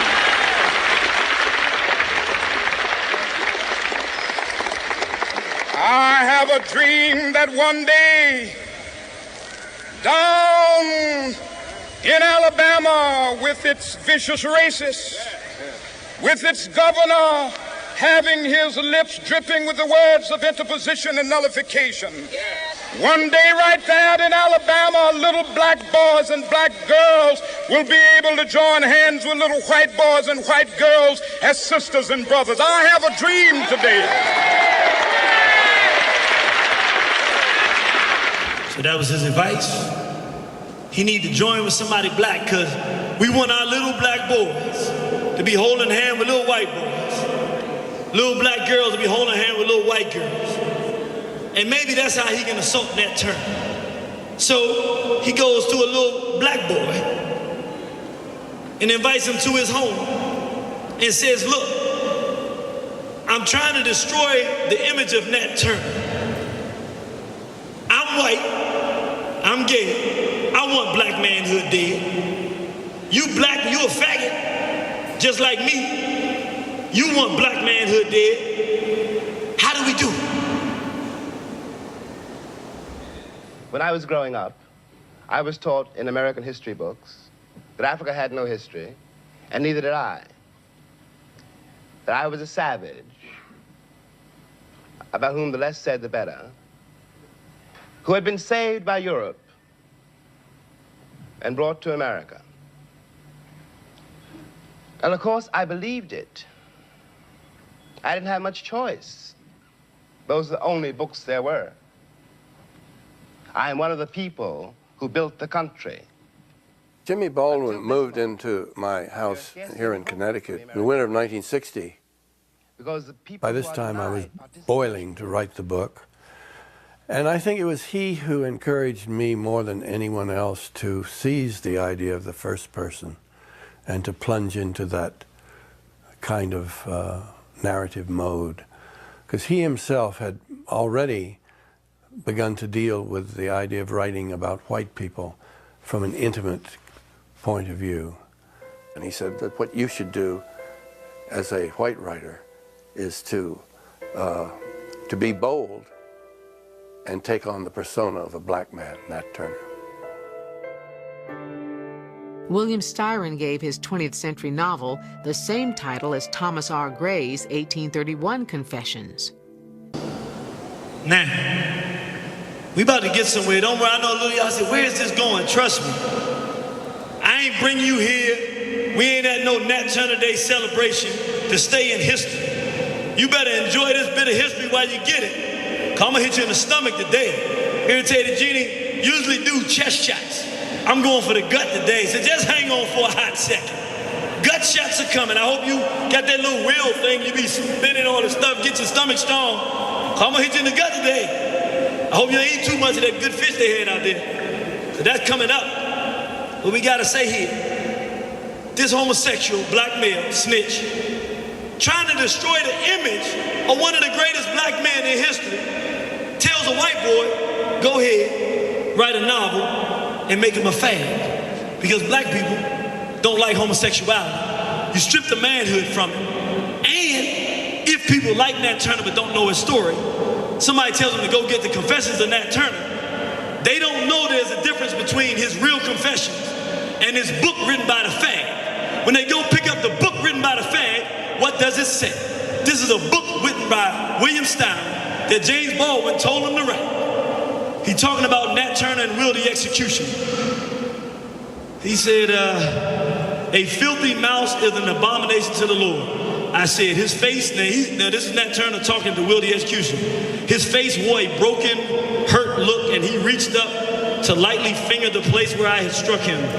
His round eyes were soft and childlike, trusting, and suddenly I felt a pang of guilt and pain in my anger, and a rush pity swept through me, mingled with a hungry tenderness that stirred me in a way I had never known. Willis said nothing. His eyes were brimming with tears. I saw the moccasin fangs gangling at it. This is some fag to me. I don't even want to finish it. Gangling at his neck, both white and startling against his shiny, bare black chest. I reached up to wipe away the blood from his lips, pulling him near with the feel of his shoulders slippery beneath my hand, and then we somehow fell on each other, very close, soft and comfortable, in a sprawl like babies. Beneath my exploring fingers, his hot skin throbbed and pulsed like the throat of a pigeon. mean, just fact, you just killed both these bastards and throw them both in the damn trash. I mean, what is this damn fag talking about? Throw them a pigeon? I can't talk like this about a woman. What is he talking about? I mean, what does a pigeon throat look like? I don't know. I ain't into no bestiality, so maybe that's why I don't know.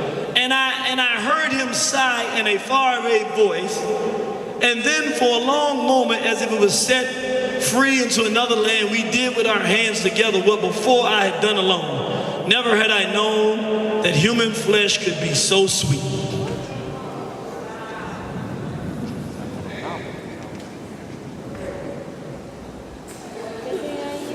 He wrote one of these down low. Now this is the original down low. But they not talking about no real down low. They talking about a down home killer of our people, an icon of our race.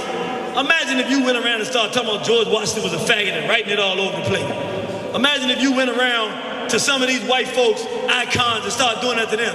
But they take one of our greatest, and I don't understand why nobody shot his ass when that happened. How can you go out and we gotta stop playing with these fags, man? Because we don't understand that this stuff has ramifications. Right now, you can go in any bookstore in this country, any black bookstore, or any bookstore where there's a black section, and I guarantee you if you go over there, it's trash written just like this, called street lit, which ain't nothing but street you know what. Coming from a cracker, coming from a damn faggot who went to a cracker and told him what to do. And now, we just have a modern day version of it, the DL on the down low, and all this freaky stuff that you got in trash. All of it sponsored and started here by a faggot who was assaulting black manhood, who teamed up with a faggot cracker to assault one of the greatest warriors of our race, and it's been going on for years. They are organized, assaulting even the idea of black manhood, and you want to see the ramifications. Open up your door, walk outside, see your sons with little skinny pants, skinny-legged pants, walking around with their pants off their behind, their hair more feminine than females, freaking other males, running around like a bunch of punks all around your community. Your daughters are walking around with their chests tied up to themselves so you can't see they got breasts, more interested in laying with each other than being with a man. You see the outcome of this freakish warfare that's being waged by individuals in our own community. And so what we actually saw is that William Styron, and this is, I know it's philosophical, but you gotta feel me on this. You took a real black man who you couldn't contend with his manhood in his lifetime. And then in his death, when he can't defend himself, you bend him over and you sodomize his legacy, making him something ugly to his own people.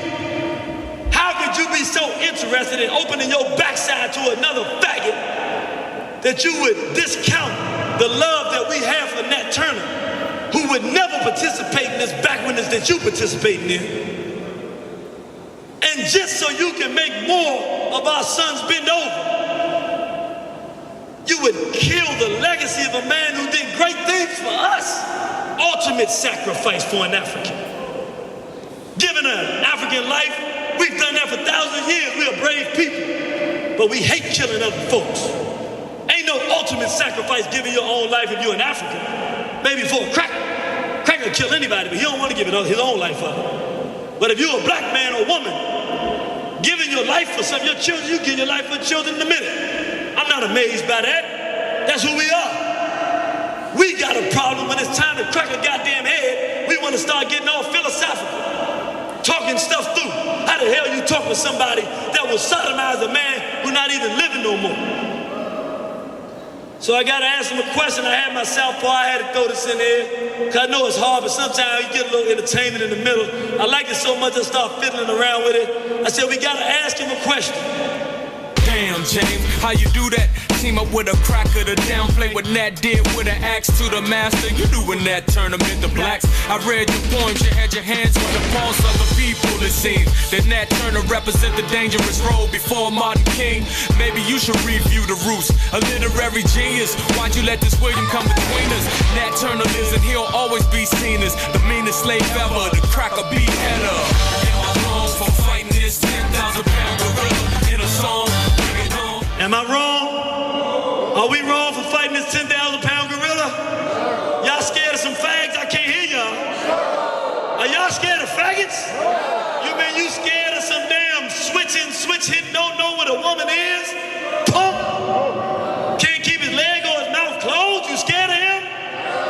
stop looking like you're scared.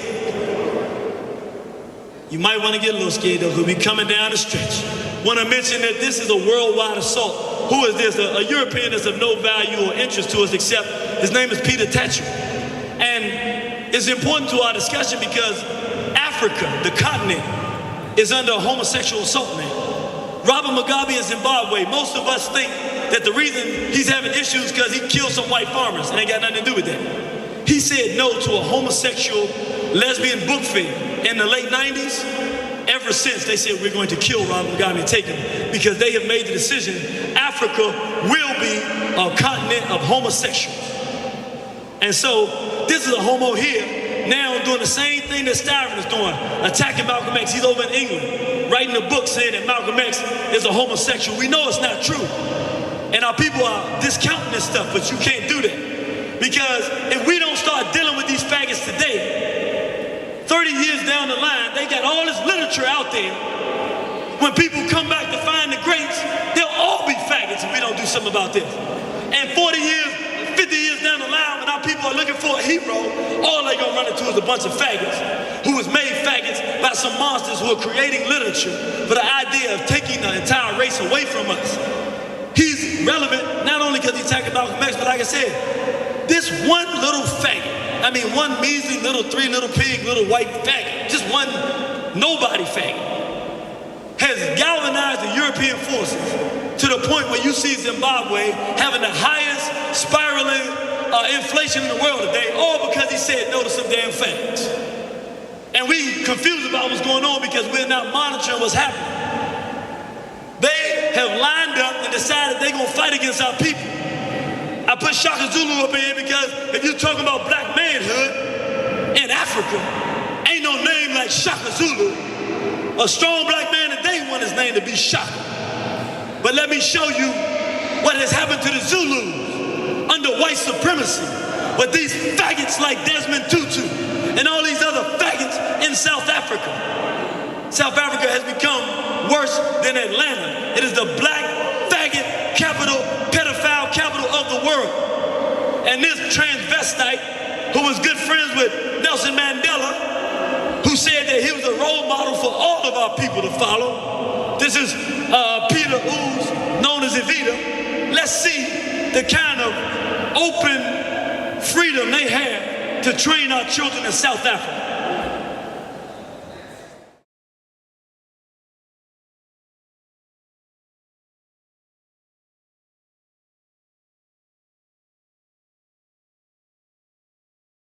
Welcome, you're watching Free Talk right here on SABC3. I'm your host, Nolene Maolwana Sangu. Today, we pay tribute to a South African legend.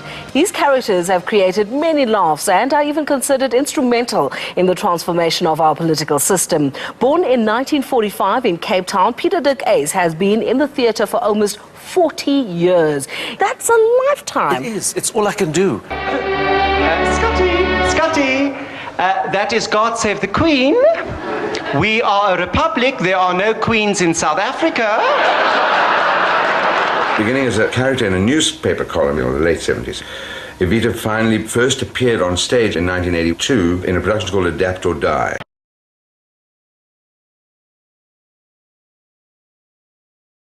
But I have to listen very carefully because each school is from a different background, not just a different ethnic background. Some schools are Xhosa, Zulu, some schools are Indian, some schools are Malay, Muslim schools, Christian schools, Afrikaans schools, white schools, or mixed schools, first world schools, where the kids actually have a very, very international education. So ladies, ask questions about this. Look, this is not perfect. Lots of work has to be done here. We've got to spend a lot of money on this, not give money to Mugabe, but spend money on making this thing perfect. I found this in Amsterdam in a shop. They said, these are the condoms they use in Uganda. Yeah, well, I mean, this is a...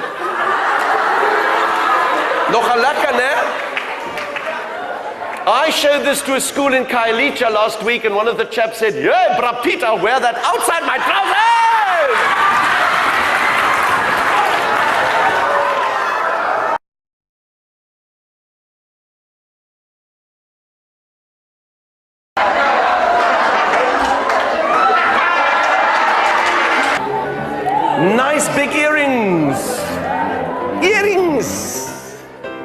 actually started as a stage manager in the theater. I mean, when I went to drama school, they said I don't have talent, so I must be a stage manager, which was the best thing that happened to me, because I'm a qualified technician. I can set up a stage, I can do lights, I can do sound, I can make costumes, I can set props. En nou gebruik ons 'n lekker stukkie Afrika materiaal en al wat jy doen is jy maak hom. It's also a style. I mean, I've got a style now, and I know I've got a sort of a style of transparency, theatrical transparency, meaning that I don't need blackouts. I don't hide anything. I don't go behind the screen. I take off, I put on, you see me do that. What have I forgotten? Wat moet ek nog doen? Die hare! Evita also. You want to see Evita? I can sit here with all the makeup on and everything. She won't be here. But then I know how to put her on, and I summons the spirit.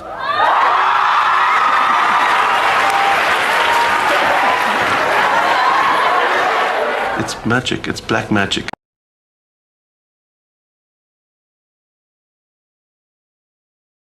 Peter's performance today, you know, that show will be remembered like for many years to come, because some of the people in that hall, you know, were here 4 years ago, and they still remember what Peter had to say, you know. Yeah. So I mean, Peter has actually left a mark in their minds and in their lives. We are under a fag assault. A complete sexual, pedophile, homosexual assault worldwide. They are going country to country.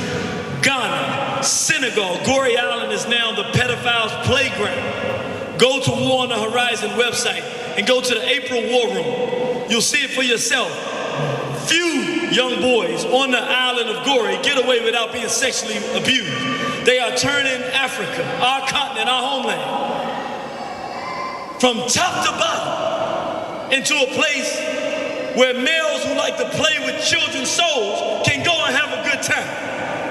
And we ain't producing no killers, no anger, no rage, no bodies nowhere.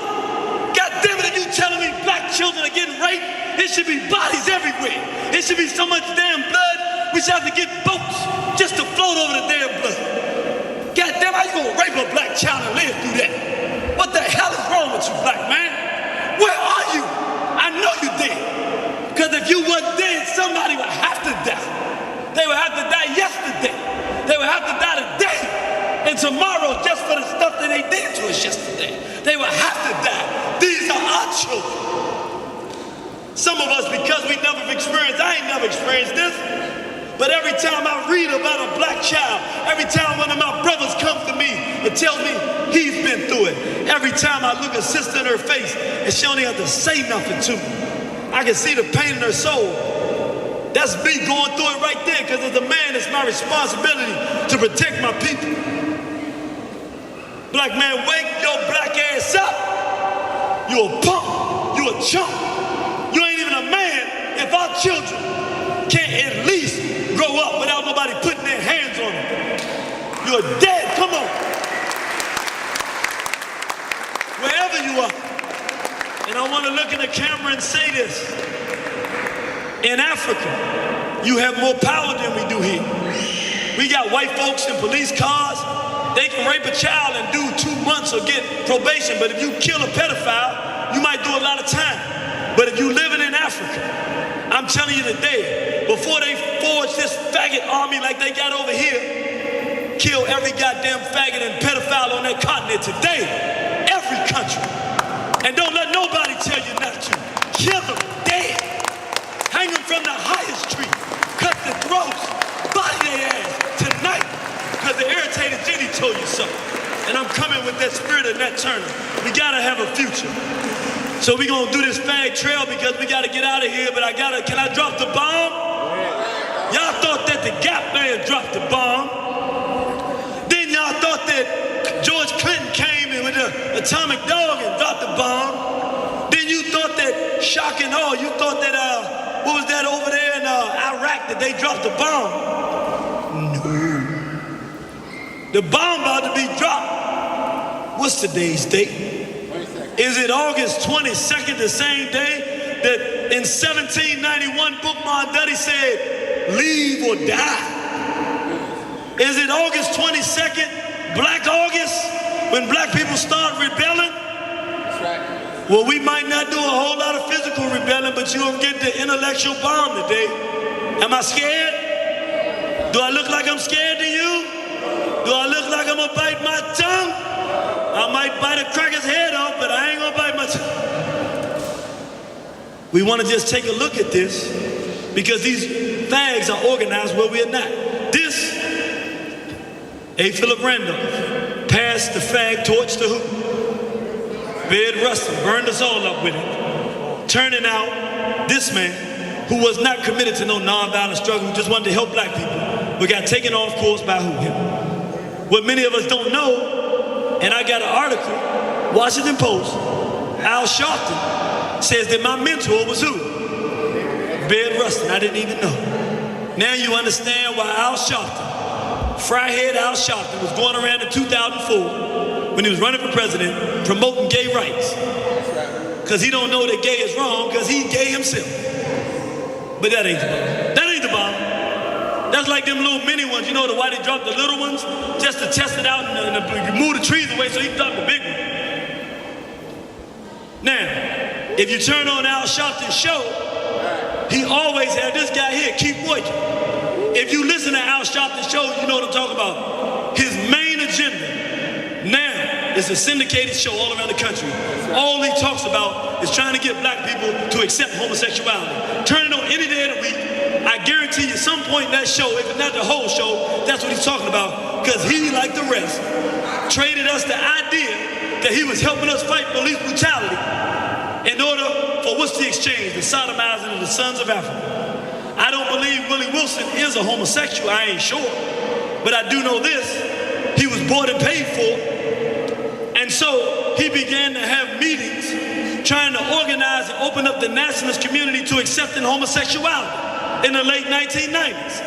And he had a flaming fag next to him, and I know that he knows he's a fag because I was sitting with Willie Wilson in Ghana, Africa, at a table at lunch, and we had to go back and forth because I said homosexuality is not good. I said the Nation of Islam don't allow that stuff. He said, you don't think there's no homosexuals in the Nation of Islam? I'm gonna tell it, I ain't scared. I said, what? They certainly don't know they going like that. He said, well, a lot of people coming to my church because the nation got the information, but they don't got the spirit. I said, I don't know what spirit they got, but I know ain't no fags running around in there. We got so deep in the debate, he said, well, let me ask you a question. What do you think about Al Sharpton? I mean, not Al Sharpton, George Augustus Stallings. I said, he's dangerous. Soon as I said he cut off, now let me tell you what I think. When he burned that white Jesus, I said, yeah, he burned that white Jesus because his intention is to make us, like they all do, think that they on our side. And the minute we get on their side, now we can't confront them when these, yes, Naim Akbar is a known faggot in this community, giving us good books like The Chains and Images of Psychological Slavery, The Community of Self. He don't even know his own self.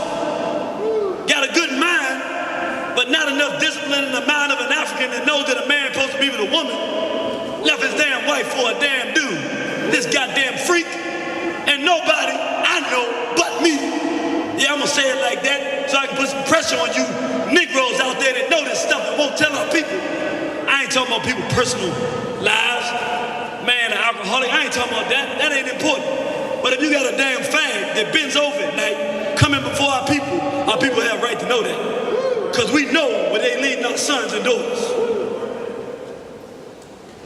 Thank goodness that we got some preachers, right? Y'all ain't clapping. Jeremiah, right? Goddamn America. Goddamn America. Goddamn America. Go ahead, Jeremiah. Black as you can be, Jeremiah. Boy, these crackers sophisticated now. They know how to fool us. Give you a black man, you think he revolutionary because he say, goddamn America. You say, go on, brother. like that, brother. But you don't know the quid pro quo. Question you gotta ask anybody that stands up and says they represent black people. What's your position on homosexuality? In D.C., we had a band called Junkyard Band, and they used to have a song called the Uh-Oh.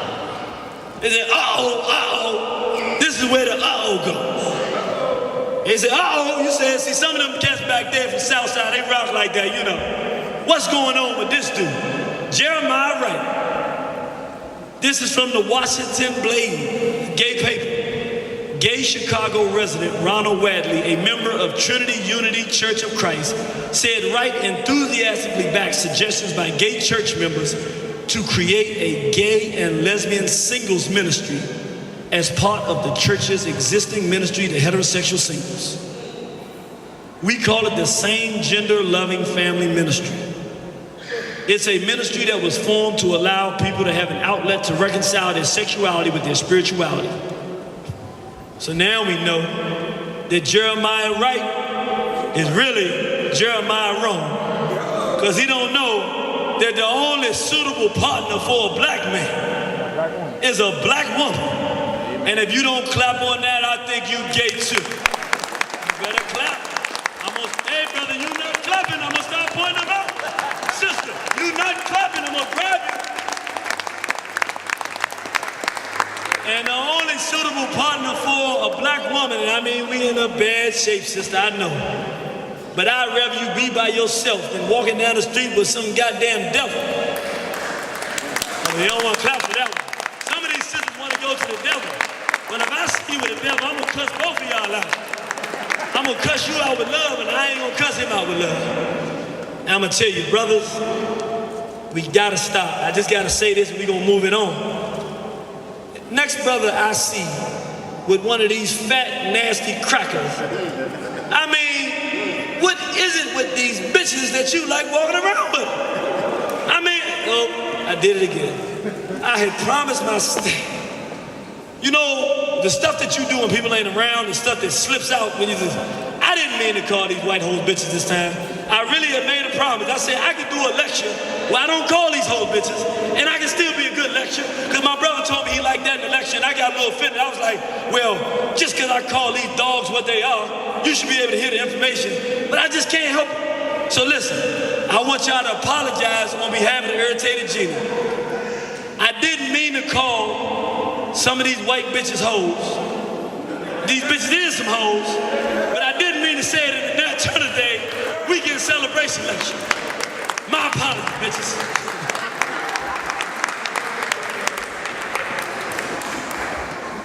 And you young people, don't you ever use language like that. It's terrible. Hypocrite days, ain't it? Now, if you've been here for this one, you can't do it, because we get to the bomb now. Free DVD on the House Irritated Genie for anybody that gets the right answer. You couldn't have been it. Well, nah, brother. Brother Hakeem raised his hand. You been there. Done that. Nah. Let's see. What are we talking about? Friday, December 19, 2008. Remember that date, because it's very important for the answer to this question. We know that the United States is behind pushing homosexuality. We've seen it the whole time, right?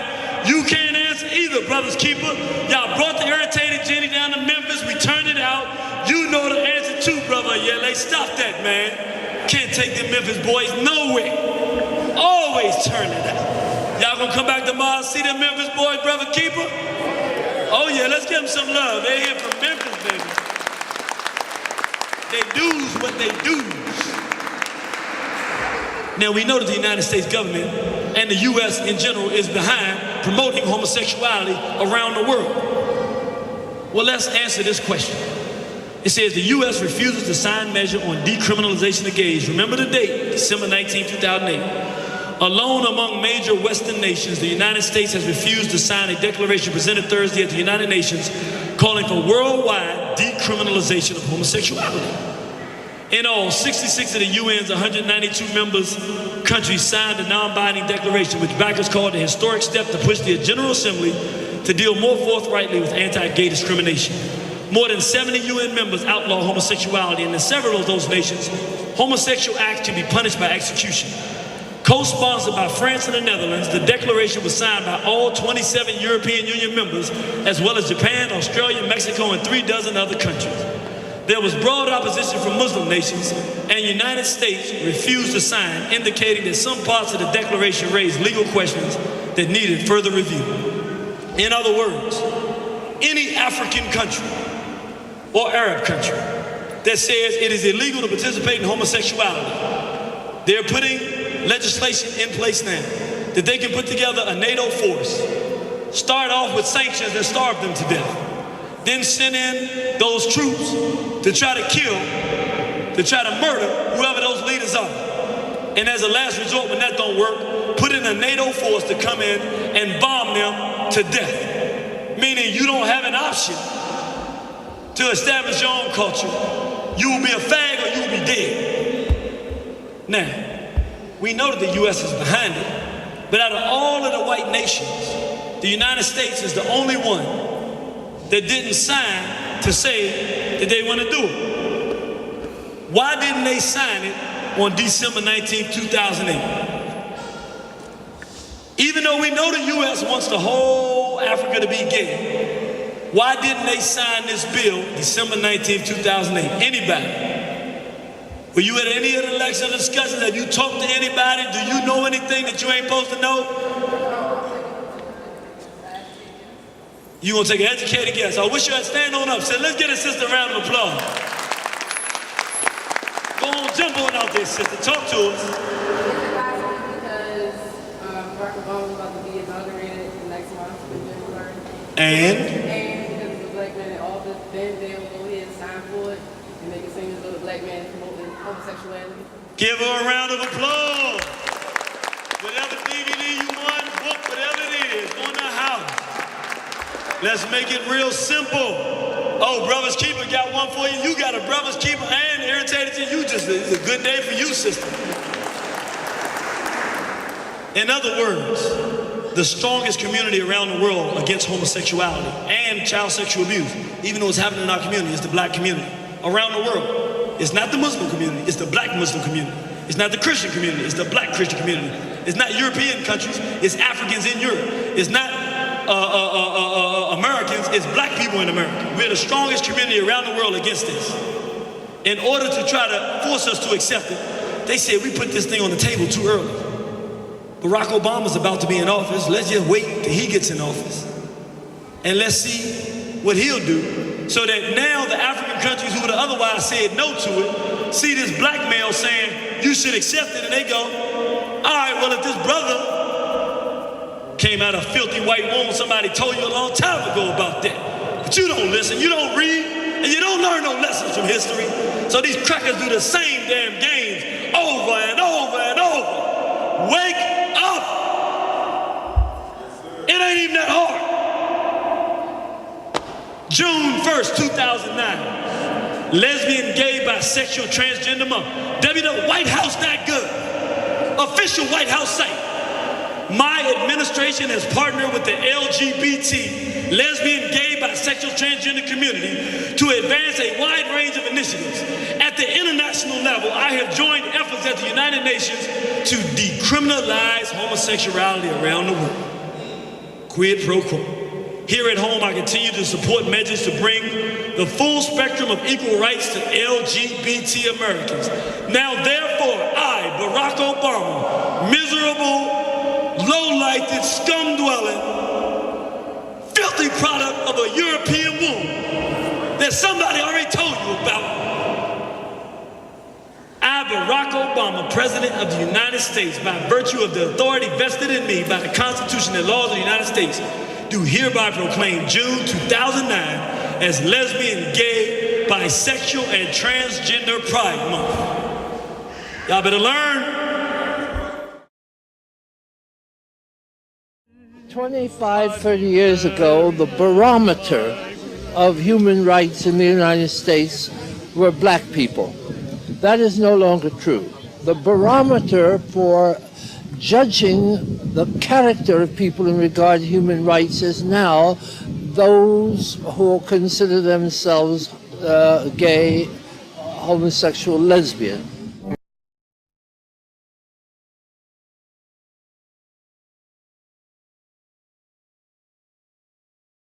And I'm glad that so many LGBT families could join us today.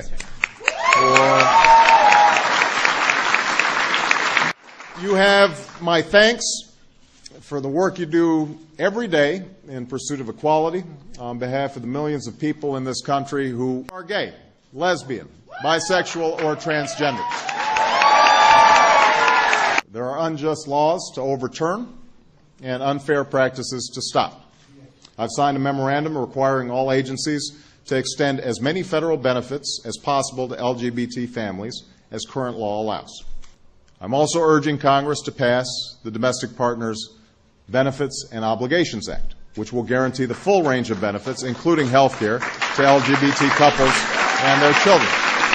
My administration is also working hard to pass an employee non-discrimination bill and hate crimes bill, and we're making progress on both fronts. There are still fellow citizens, perhaps neighbors or even family members and loved ones, who fail to see your families like their families. It's not for me to tell you to be patient, any more than it was for others to counsel patience to African Americans who were petitioning for equal rights a half-century ago. That's why I've spoken about these issues, not just in front of you, but in front of unlikely audiences, in front of African American church members, in front of other audiences that have traditionally resisted these changes. And that's why I'll continue to do so. But we cannot rest. We must continue to do our part to make progress, step by step, law by law, mind by changing mind. And I want you to know that in this task, I will not only be your friend, I will continue to be an ally and a champion and a president who fights with you and for you.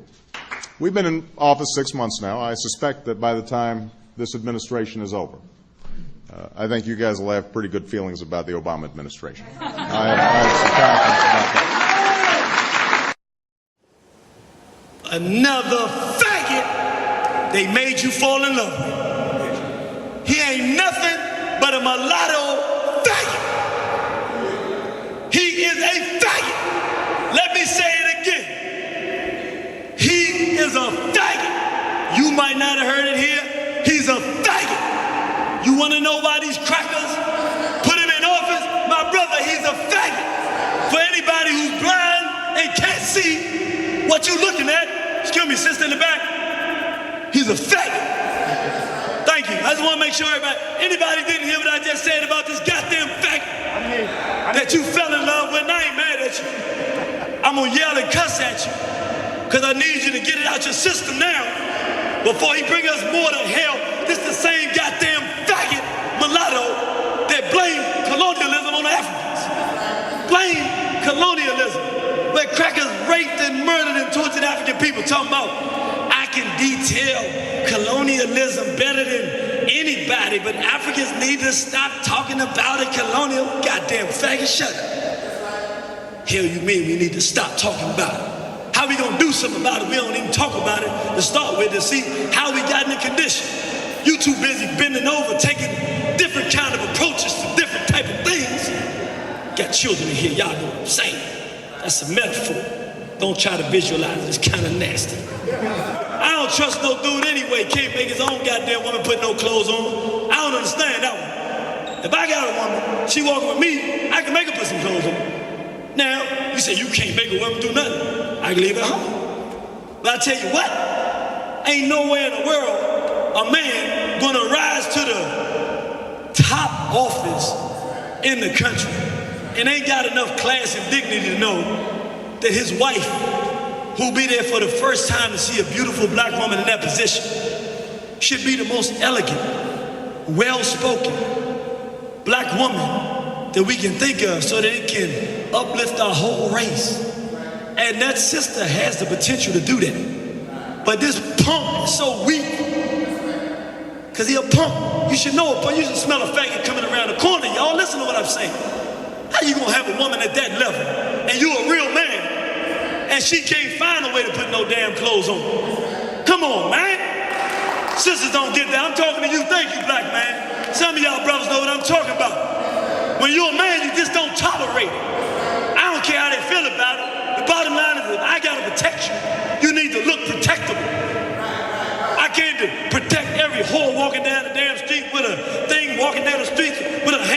And I can't do it. Too much work.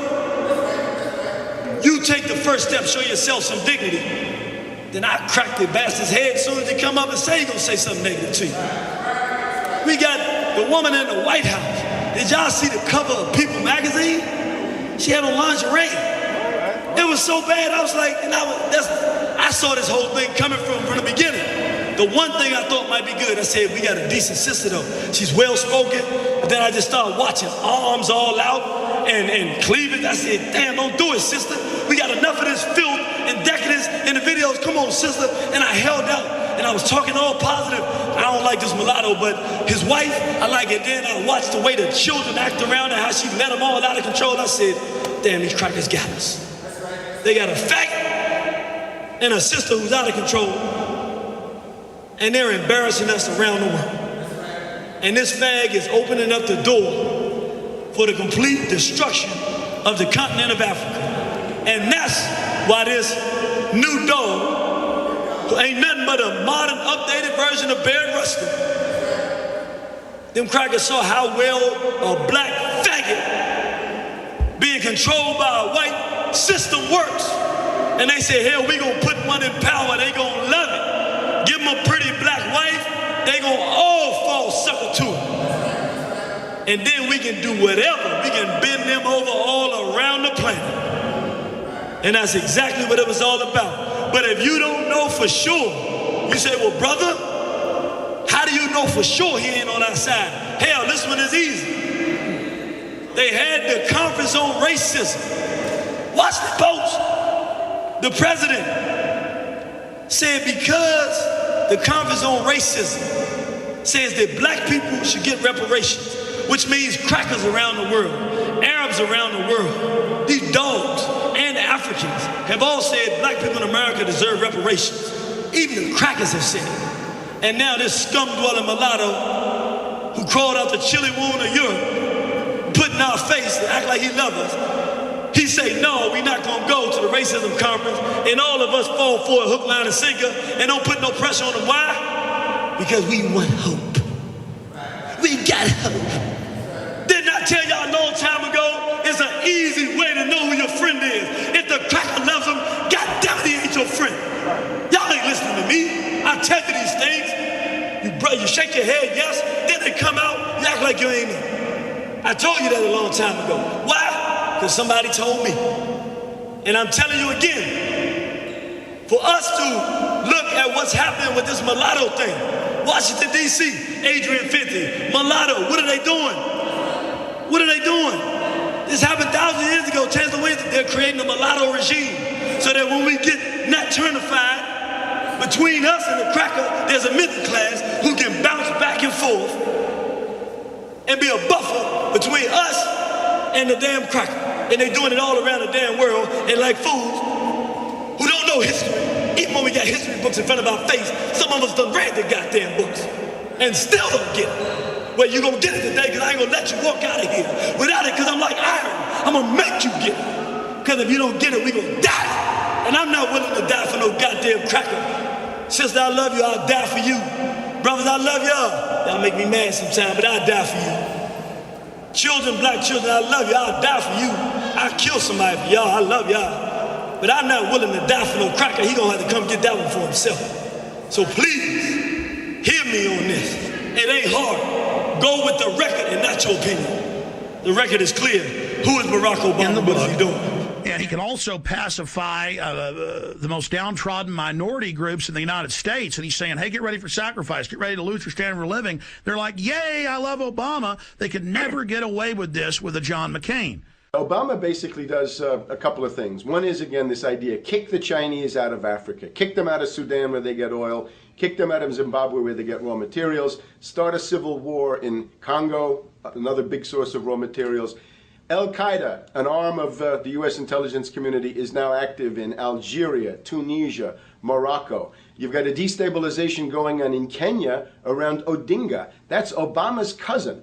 This is a guy who has two children. They're Obama's niece and, well, nephew in a broad sense. So this Odinga is essentially a CIA destabilizing operation in Kenya, and he's got a Odinga Islamic Alliance to crush the Christians in Kenya, but this also reaches into Ethiopia, it reaches into Uganda, Congo, Tanzania, and a whole bunch of other countries in that region. So all of Africa is a battlefield in flames between the US and the Chinese, with Obama leading the charge to kick the Chinese out for geopolitical reasons.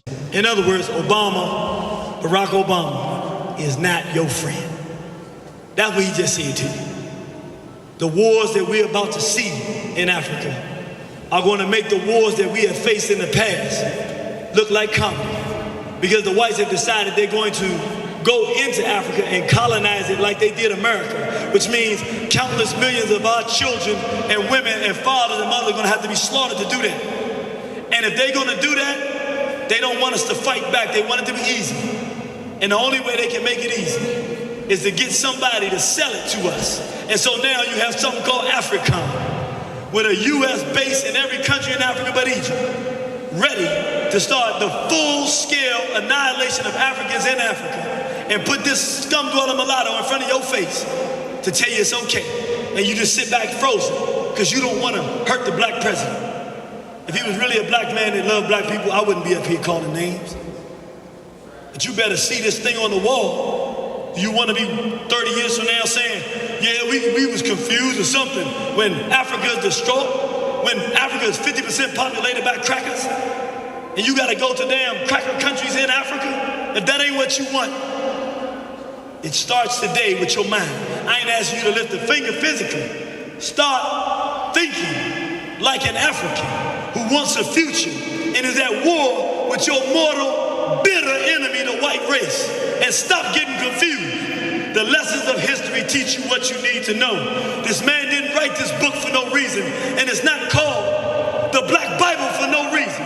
The book, The Destruction of Black Civilization. Get it, read it, learn it, and know it. The mulatto has been the white man's most effective agent in helping destroy black civilizations. I ain't talking about how much percentage you got. I'm saying, do you got a damn cracker mother or father? If so, I don't trust your ass. And if so, you better work like Frederick Douglass and like Bob Marley every day of your goddamn life to prove it to me. And maybe I'll accept you one day. Maybe my people will. But I'm gonna be the right. You know, the crackers got the conservative and liberal. I'm gonna stand on the right side. Because I ain't falling in love with nobody that history has told me might kill my people. I'm not willing to do it. So y'all give them a chance if you want to. And if they show themselves to be loyal members of our race, then they Africans. But goddammit, if they don't, then I need some warriors. Go ahead and clean them about the race. Because I want to see black children with black mothers and black fathers in my future. If you've done anything different yesterday, tomorrow's a new day. Feel me where I'm at, you get there too, and let's work in our own interests of African people. Relying on the concept of being innately superior to black people, whites everywhere created a class system that made their bastard offsprings next to them in status and superior to all black people. Do I need to say anything else about this? Let me see a room full of hands. Do you get it? Got it. That looked like it was got.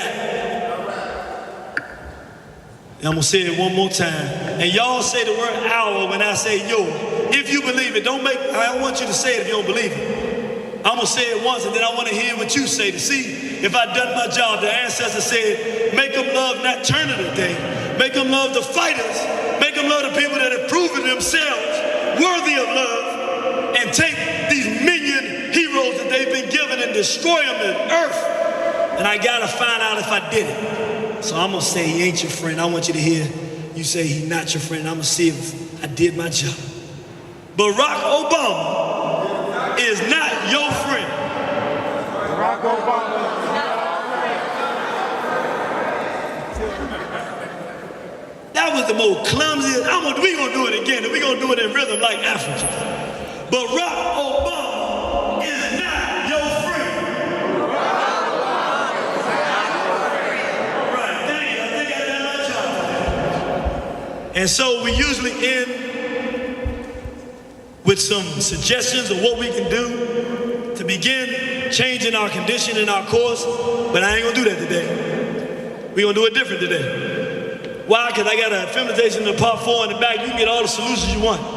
If this is a tribute to Nat Turner, I figured I could end it by just talking about some of the people who done some of the killing to save some of our people and some of our cultures in the past. Is that all right with y'all? Just a couple of them. I ain't gonna hold you long. Is that all right?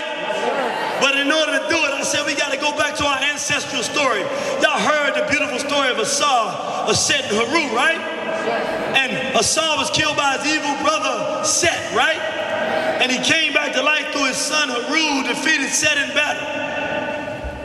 So we talk about Amen, we talk about Asar, and Set, and Haru is beautiful. But not today. We ain't gonna end with that. One guy don't get talked about at all. And I learned this from the master teacher, Astro Kwesi. I went to the temple in Abu Simbel, and I saw Haru, the good one, with a dagger, handing it to the suit and the king to kill and smite his enemies. And I said, I'm confused, Brother Kwesi. Haru is the good one. How can he give a smile on the stand? Brother Kwesi said, we don't have no deities that we can't call on. That means we can call on anybody. And today, I want to talk about the sons of Set. I'm talking about, if you ever watch the movies, you would call it the dark side of the force. If you ever been in the street, you talking about a cat, he not mean, you say that dude just a killer. I want to talk about those of us who came in our history, who didn't give a goddamn about a cracker, his children, his interests, nothing. The only thing they were concerned about was destroying the current enemies of African people and the future enemy of our race. And they went out and did all the killing they could do. Because they was dealing with another spirit, the spirit of war. There was a man named Min Kippur-Ra Tahuti Mays, the original son of Set, the first known black man to have an offensive war against whites. Our ancestors had conquered the whites in Kemet and put most of them out. This man came to power. And the normal ancestor thing was, when we attack, we'll build an army. He said no. He said for thousands of years, these goddamn crackers and race mongrels have been coming into Africa, raping and murdering and torturing us. And every time they come down here, we gotta rebuild from the ground up. We gotta fight them. No, we ain't gonna do that this time. I'm gonna go find these goddamn crackers. And everywhere I find a cracker in Africa, I'm gonna kill his ass. And after he marched all the way up in Africa, his first battle was in a place called Megiddo. This battle in Megiddo, and he was a short brother. He wasn't even 5 feet tall. But my God, he was a killer. He went to this place called Megiddo, and after the war was over, the battle was over, the people that came behind and saw the devastation, they said the end of the world is gonna look like this. And that's where we get the term Armageddon. From a black man whose idea was this.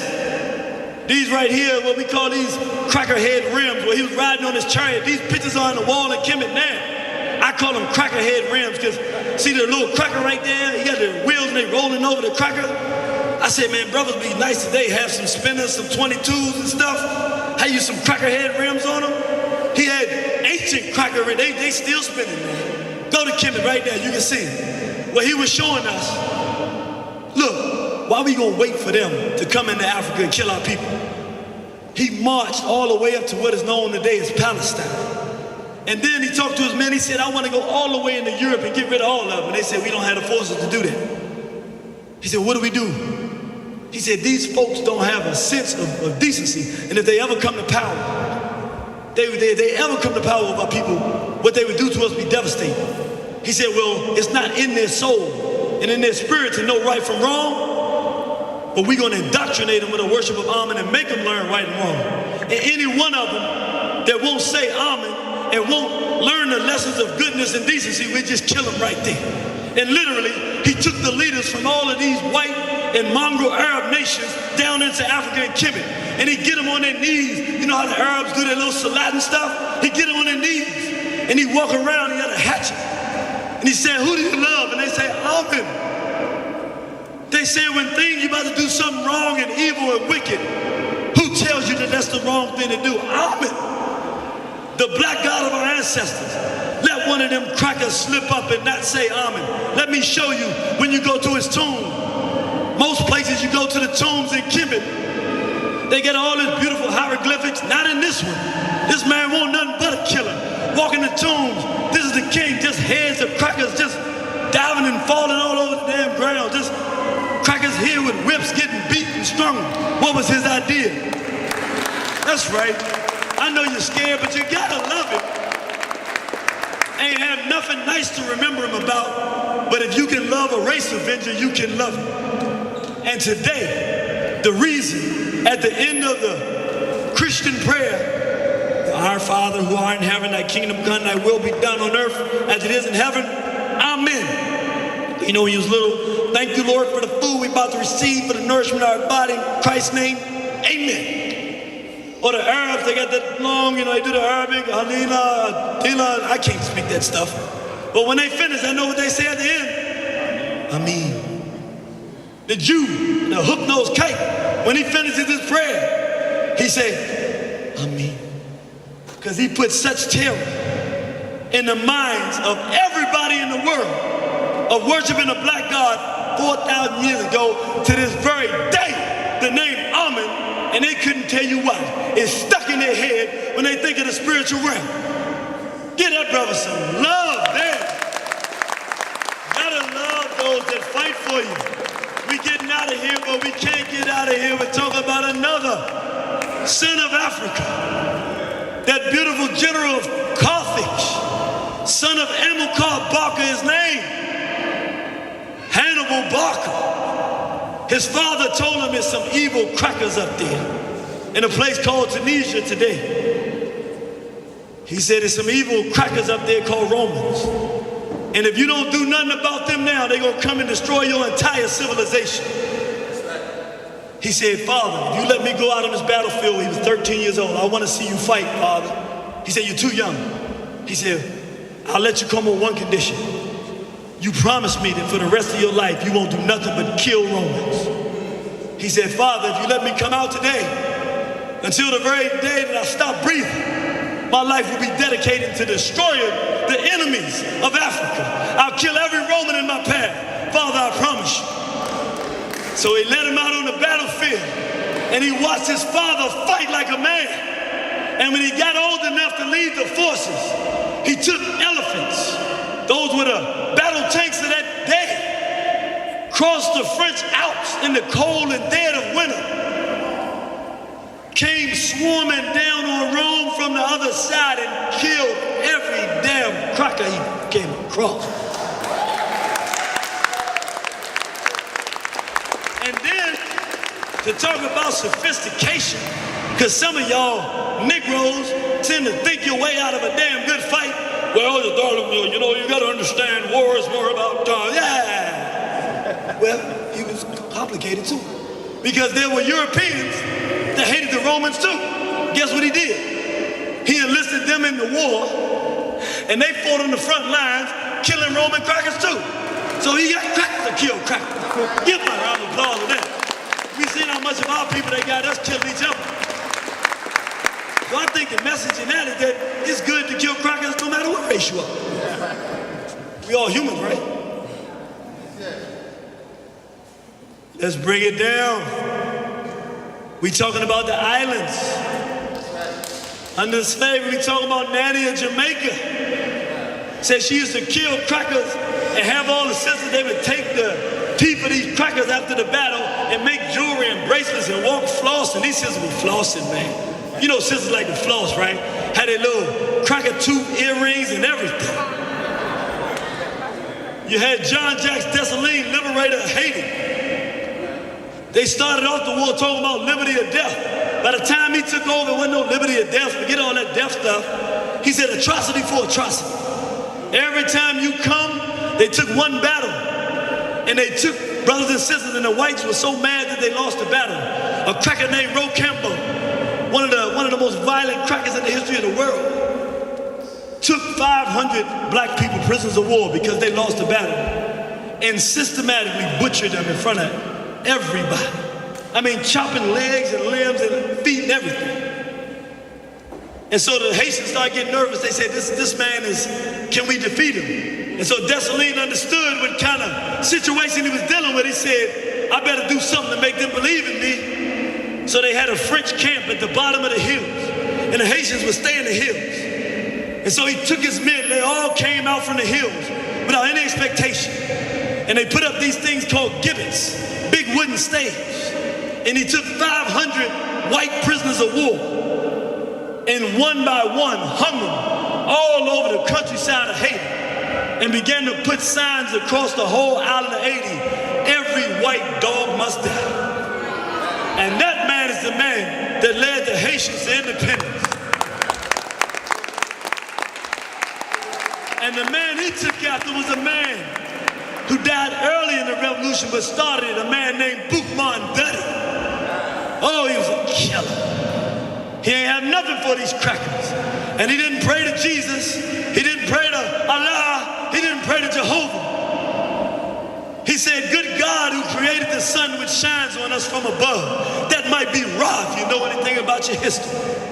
Who rouses the sea and makes the thunder rumble. He said, listen, God, though hidden in the cloud, watches over us. Somebody said Amen was the hidden one, the prime mover that permeates throughout the universe. He might be talking about Amen. He said the God of the white man calls forth crime, but our God wills good works, saying that the nature of this man is a beast, just like the most honorable Elijah Muhammad said he's a devil. He said our God who is good commands us to vengeance. He will direct our arms and help us. Throw away the likeness of the white man's God, who has so often brought us to tears, and listen to liberty which speaks in all our hearts. And with that prayer, one of the bloodiest and most successful battles for black liberation in the history of the world was waged. Let's show some love.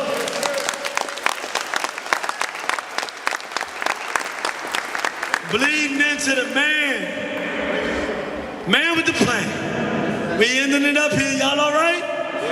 Did y'all enjoy this? Y'all scared? Y'all want to get prepared? All right, let's round it out with the immortal Nat Turner, a man who had escaped slavery, was on his way to the north to freedom, read David Walker's appeal to the black masses, where David Walker said, if you are a real black man, how can you let your people be enslaved? Fight with these crackers because they fight with you. In one part of his book, David Walker said, stop being blockheads. He talked about a situation where some brothers and sisters who was enslaved got free. And instead of killing the crackers that had enslaved them, let them run away, and then they got recaptured. He called them blockheads. He said, stop being blockheads. When you got a white boy down, put him down for the count. So Nat Turner read it, marched all the way back to the plantation. Started going plantation to plantation, reading the verses out the Bible that talked about freedom and independence, fighting against wickedness, fighting evil, talking about leaving Egypt, but he was really going back to Egypt. And then he said when the white boy interviewed him that he would look down on the grass and see metanetta, or the hieroglyphics, in blood, telling them that there were race wars coming. He would look in the sky and see figures in strange poses. I've been to Kemet 6 times, and when I go, I always look up on the pyramids, on the temples, and you see images in strange poses, going to warfare. He saw his ancestral calling was to be a warrior in a battler like those of the past. So he got a couple of brothers together and said, we're going to do some great work. We're going to free our people. He said, how are we going to do that, Nat? He said, we're going to take some lives. How many lives? How many lives are we going to take? Many as we can. Because every white individual in this country is a potential slave owner. I said, well, what are we going to do with the women and babies, Nat? He said, I know we're going to kill the white man. What are we going to do with the women and babies? He said, what you don't like? He said, huh? Tell me something you don't like. He said, I don't like rats. Tell me what kind of rats you don't like. He said, you know them big, fat, nasty rats? Nat, I just don't like them damn rats. They just, something they do it, or they do. How did that rat start off? What you mean? Was he just a big rat? I said, no, I guess he was a baby rat at some time. Oh. So the big rat you don't like started off as a baby rat. So what would you do if you saw the baby rat being born? I guess if I didn't want to deal with him, I'd kill him then. So he said, look, fools, we gonna be men or we gonna be fools. I don't want one of these damn crackers in our way to grow up angry about what we did today and come back to bring torment and horror to our children tomorrow. We gonna kill everything that's white that's in sight, everything that ain't right, and we gonna march to freedom. And so they said, well, look, you know how brothers are. They say, you serious? Am I serious? Well, if you serious, we got to start at the house of your master, because your master's nice to you. And that's how he sure is. Let's go. And they went to the house, kicked the door in, and then a cracker get out the bed. And when they left the house, they came running to Nat and said, he said, is everybody dead? They said, yeah, everybody's dead except for the baby. I said, hope. What? And Hart said, man, why you say something else? Because, you know, he didn't want to kill the babies, you know. He wasn't supposed to tell Nat Turner that, though. So Nat looked at both of them and said, what? He said, well, me, Will, and the other brothers, we going this way. Y'all go back that way. You got more work to do. They went back and killed the baby. Then, when they got to the house, there was a bunch of children and adults. They killed the adults. Then they took the children, he said, pile the bodies up. He said, what? He said, God damn it, pile the bodies up. And they piled all these bodies up of these cracker children and adults, and they were leaving, going to freedom. They were going to Jerusalem to the arsenal, and they said, Nat, why did you want to pile those bodies up like that? He said, because when these crackers come, they're going to come with blood on their mind. And I want them to come up, and the first scene they see is something that frightens them for eternity. And even if we don't win this battle, the notion that black people can treat them like this may be just enough, even if we don't win this battle, to end this institution of slavery. Good prediction, because it did happen. And they took this thing all the way until all of them had been killed. And if you want to know how effective it was, they caught Nat Turner in October of 1831. Would you believe, out of all these hundreds of years that slavery had existed, in Virginia, in December 1831, the whites had a vote whether or not to outlaw slavery in Virginia. And only by 7 votes. I'm talking a room like this voted, and 7 votes let slavery still continue to exist. That's how much of an impact he had. He impacted them so bad that they were going to end slavery in Virginia. Now that's the heart of the Confederacy, so that should tell you something. This man led to our freedom today. And no Christian ministry, no Muslim ministry, no religious institution in the world, you should be able to walk into it and not see the man who gave his life. When they caught him, they skinned him alive and they boiled him. And they sold the parts of his body off. Crackers today have parts of his body. But thank God our ancestors have some parts of their body too. So at least this was one time it was a two-way street. And so I'm saying, brothers and sisters, when we see men like, y'all remember Dr. Khalid Abdul Muhammad? Let's show some love. We better start getting behind our own Nat Turners. Because freedom, I don't know why they call it freedom. They should call it something different, because ain't nothing free about it. Freedom is a hard road, and only those who are willing to make the greatest sacrifices will get it.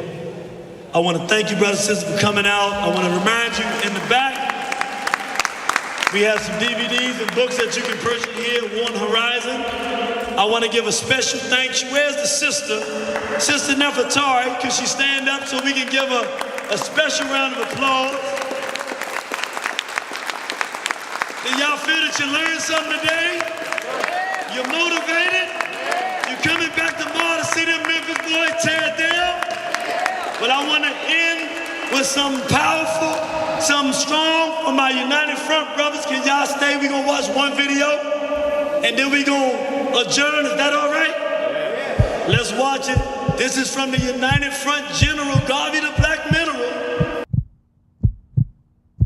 When those crackers lynch a Negro below the Mason-Dixon line, since it is not safe to lynch a white man in any part of America, we shall press the button and lynch him in Africa.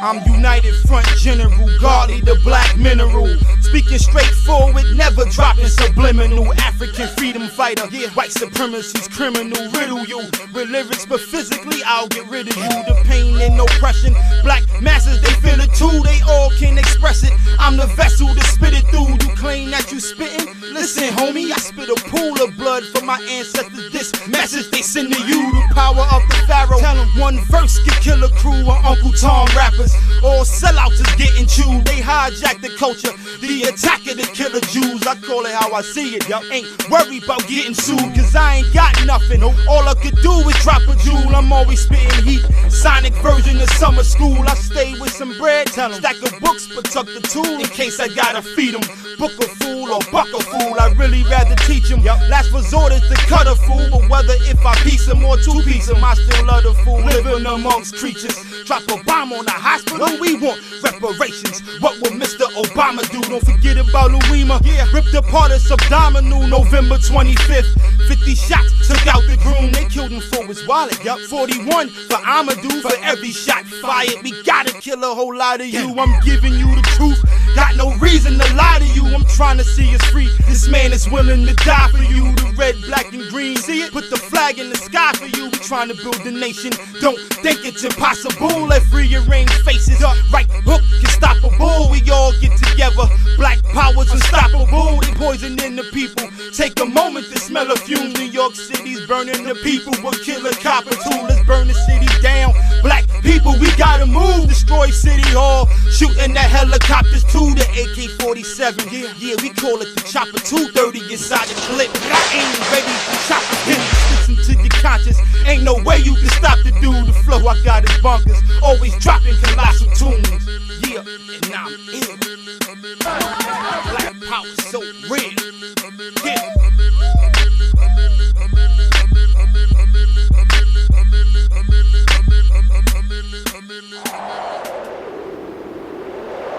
Sons of Amen, Almost, Tahaka, Calidosos of Mercuria, Delaney, Garvey, Elijah, Lumumba, Sankara. We're in a life or death struggle for survival.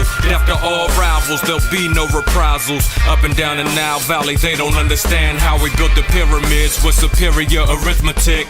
Whites on all fours in the woods, hairy like wolves. Scavengers, inhabitants of caves up in Europe, they were cannibalizing, sodomizing boys, breaking girls' hymens. All the women were with sexual toilets. When they saw the black male, they were desperate for it. When they touched down in Egypt, they detest when they saw it. The beautiful black queen, draped in the finer things. A true goddess on the throne right beside the king. And if she had to, represent the castle. Lasso up the elephant, propel us into battling. The blood of Africa was flowing all throughout our veins. Living quality, productive lives. Fathers of engineering, math and science, the masses blind. Wimps, it ain't hard to find. If you look through the lens, Chancellor Williams' design. Destruction of the black civilization. We let him in his friends and they brought it it to an end, but not before Tahuti Tutmosis, the ferocious, merciless, cutthroat, so adverse to this invasion. Enslaving of his people was he, that he colonized the region, stopped the bleeding. All the prisoners of war he made drop to their knees and pray to Amun Ra, cracker, who do you believe in? Left so much carnage laying on a battlefield site. People thought this is what the final days will feel like. In this light, Armageddon is remembered for bodies in Megiddo that Tahuti left as members. Daughters of Amun, Ahotep, and Zinga, Nanny of Jamaica, Yah and Satiwa, Harriet Tubman, Sister Soldier. Crossing through the French Alps, killing all en route. Hannibal of Carthage demolished all Roman targets. Told his father back when he was a toddler, Dad, I'ma fight Rome until my heart collapses. He acted, flaming spears sparking lit the atmosphere's darkness, trafficking the airwaves. This was a deadly air raid. Hannibal's strategies of war for his cavalry led them in and circled them, to murder them, to nerve them, thinking they could conquer men of African ties, like Calidosos of the Makiria tribe. In this period, a myriad of Arabs died. I magnify it serious, but laugh inside. Slash the eye of Ahotep. She was waging war. Invading hordes came into her home, waving swords. Her nephew Ra almost came pronto to expel and send to hell all the pure whites and mongrels. Terrified of white male, fight him till you can't inhale. Queen Nzinga had the meanest demeanor, a true thinker, a true schemer. She planned battle carefully. Her men infiltrated slave traders, ranks insulated, stacks of new weaponry, smuggled it cleverly. I guess it had to be that African pedigree, like Yah Asante-Wa, Nanny of Jamaica, known for resisting packs of cracker invaders. Nanny used white boys' teeth for bracelets. That shows you how deep her hatred had come. I pay tribute to the spirit of these warriors. Release Bethlehem, cause I know we'll be victorious. As zombie in Brazil, killing off the Portuguese, offering nothing but the sport of it. Leave or die, Haitians faced with annihilation. No negotiation, murder Caucasians, Armageddon. Sons of Set, Tahuti made, Hannibal of Carthage, the immortal Nat Turner. A young boy was born October 2nd, 1800. Southampton, the master ain't see coming. Legend has it that his mother for a brief moment wanted to kill him, take his ability to breathe from him. A proud woman, she ain't wanna see her child taken, especially with the master dishing out whoopings. The elders tell her as they start looking, his body marks make a statement, if you kill him, you'll be killing greatness. He grew older, started reading through the Bible's pages, memorized it, people called him a prophet. Nat started seeing visions in the clouds of a conflict, hieroglyphics encrypted with race war content. He spoke to souls from the African continent, warriors back when Africa was dominant. Under the guise of a Christian, he embarked upon a liberation mission, preaching to the slaves that would listen. August 21st, 1831, there was a meeting in the woods for rebellion. Led by Nat Turner, slaves killed everyone. Running with the master, it was automatic. See, their sons had to go cause they grow. Women had to go cause they manufacture oppressive crackers. Uncle Tom's to the side, they get a separate action. It ain't nothing like an Uncle Tom skull cracking.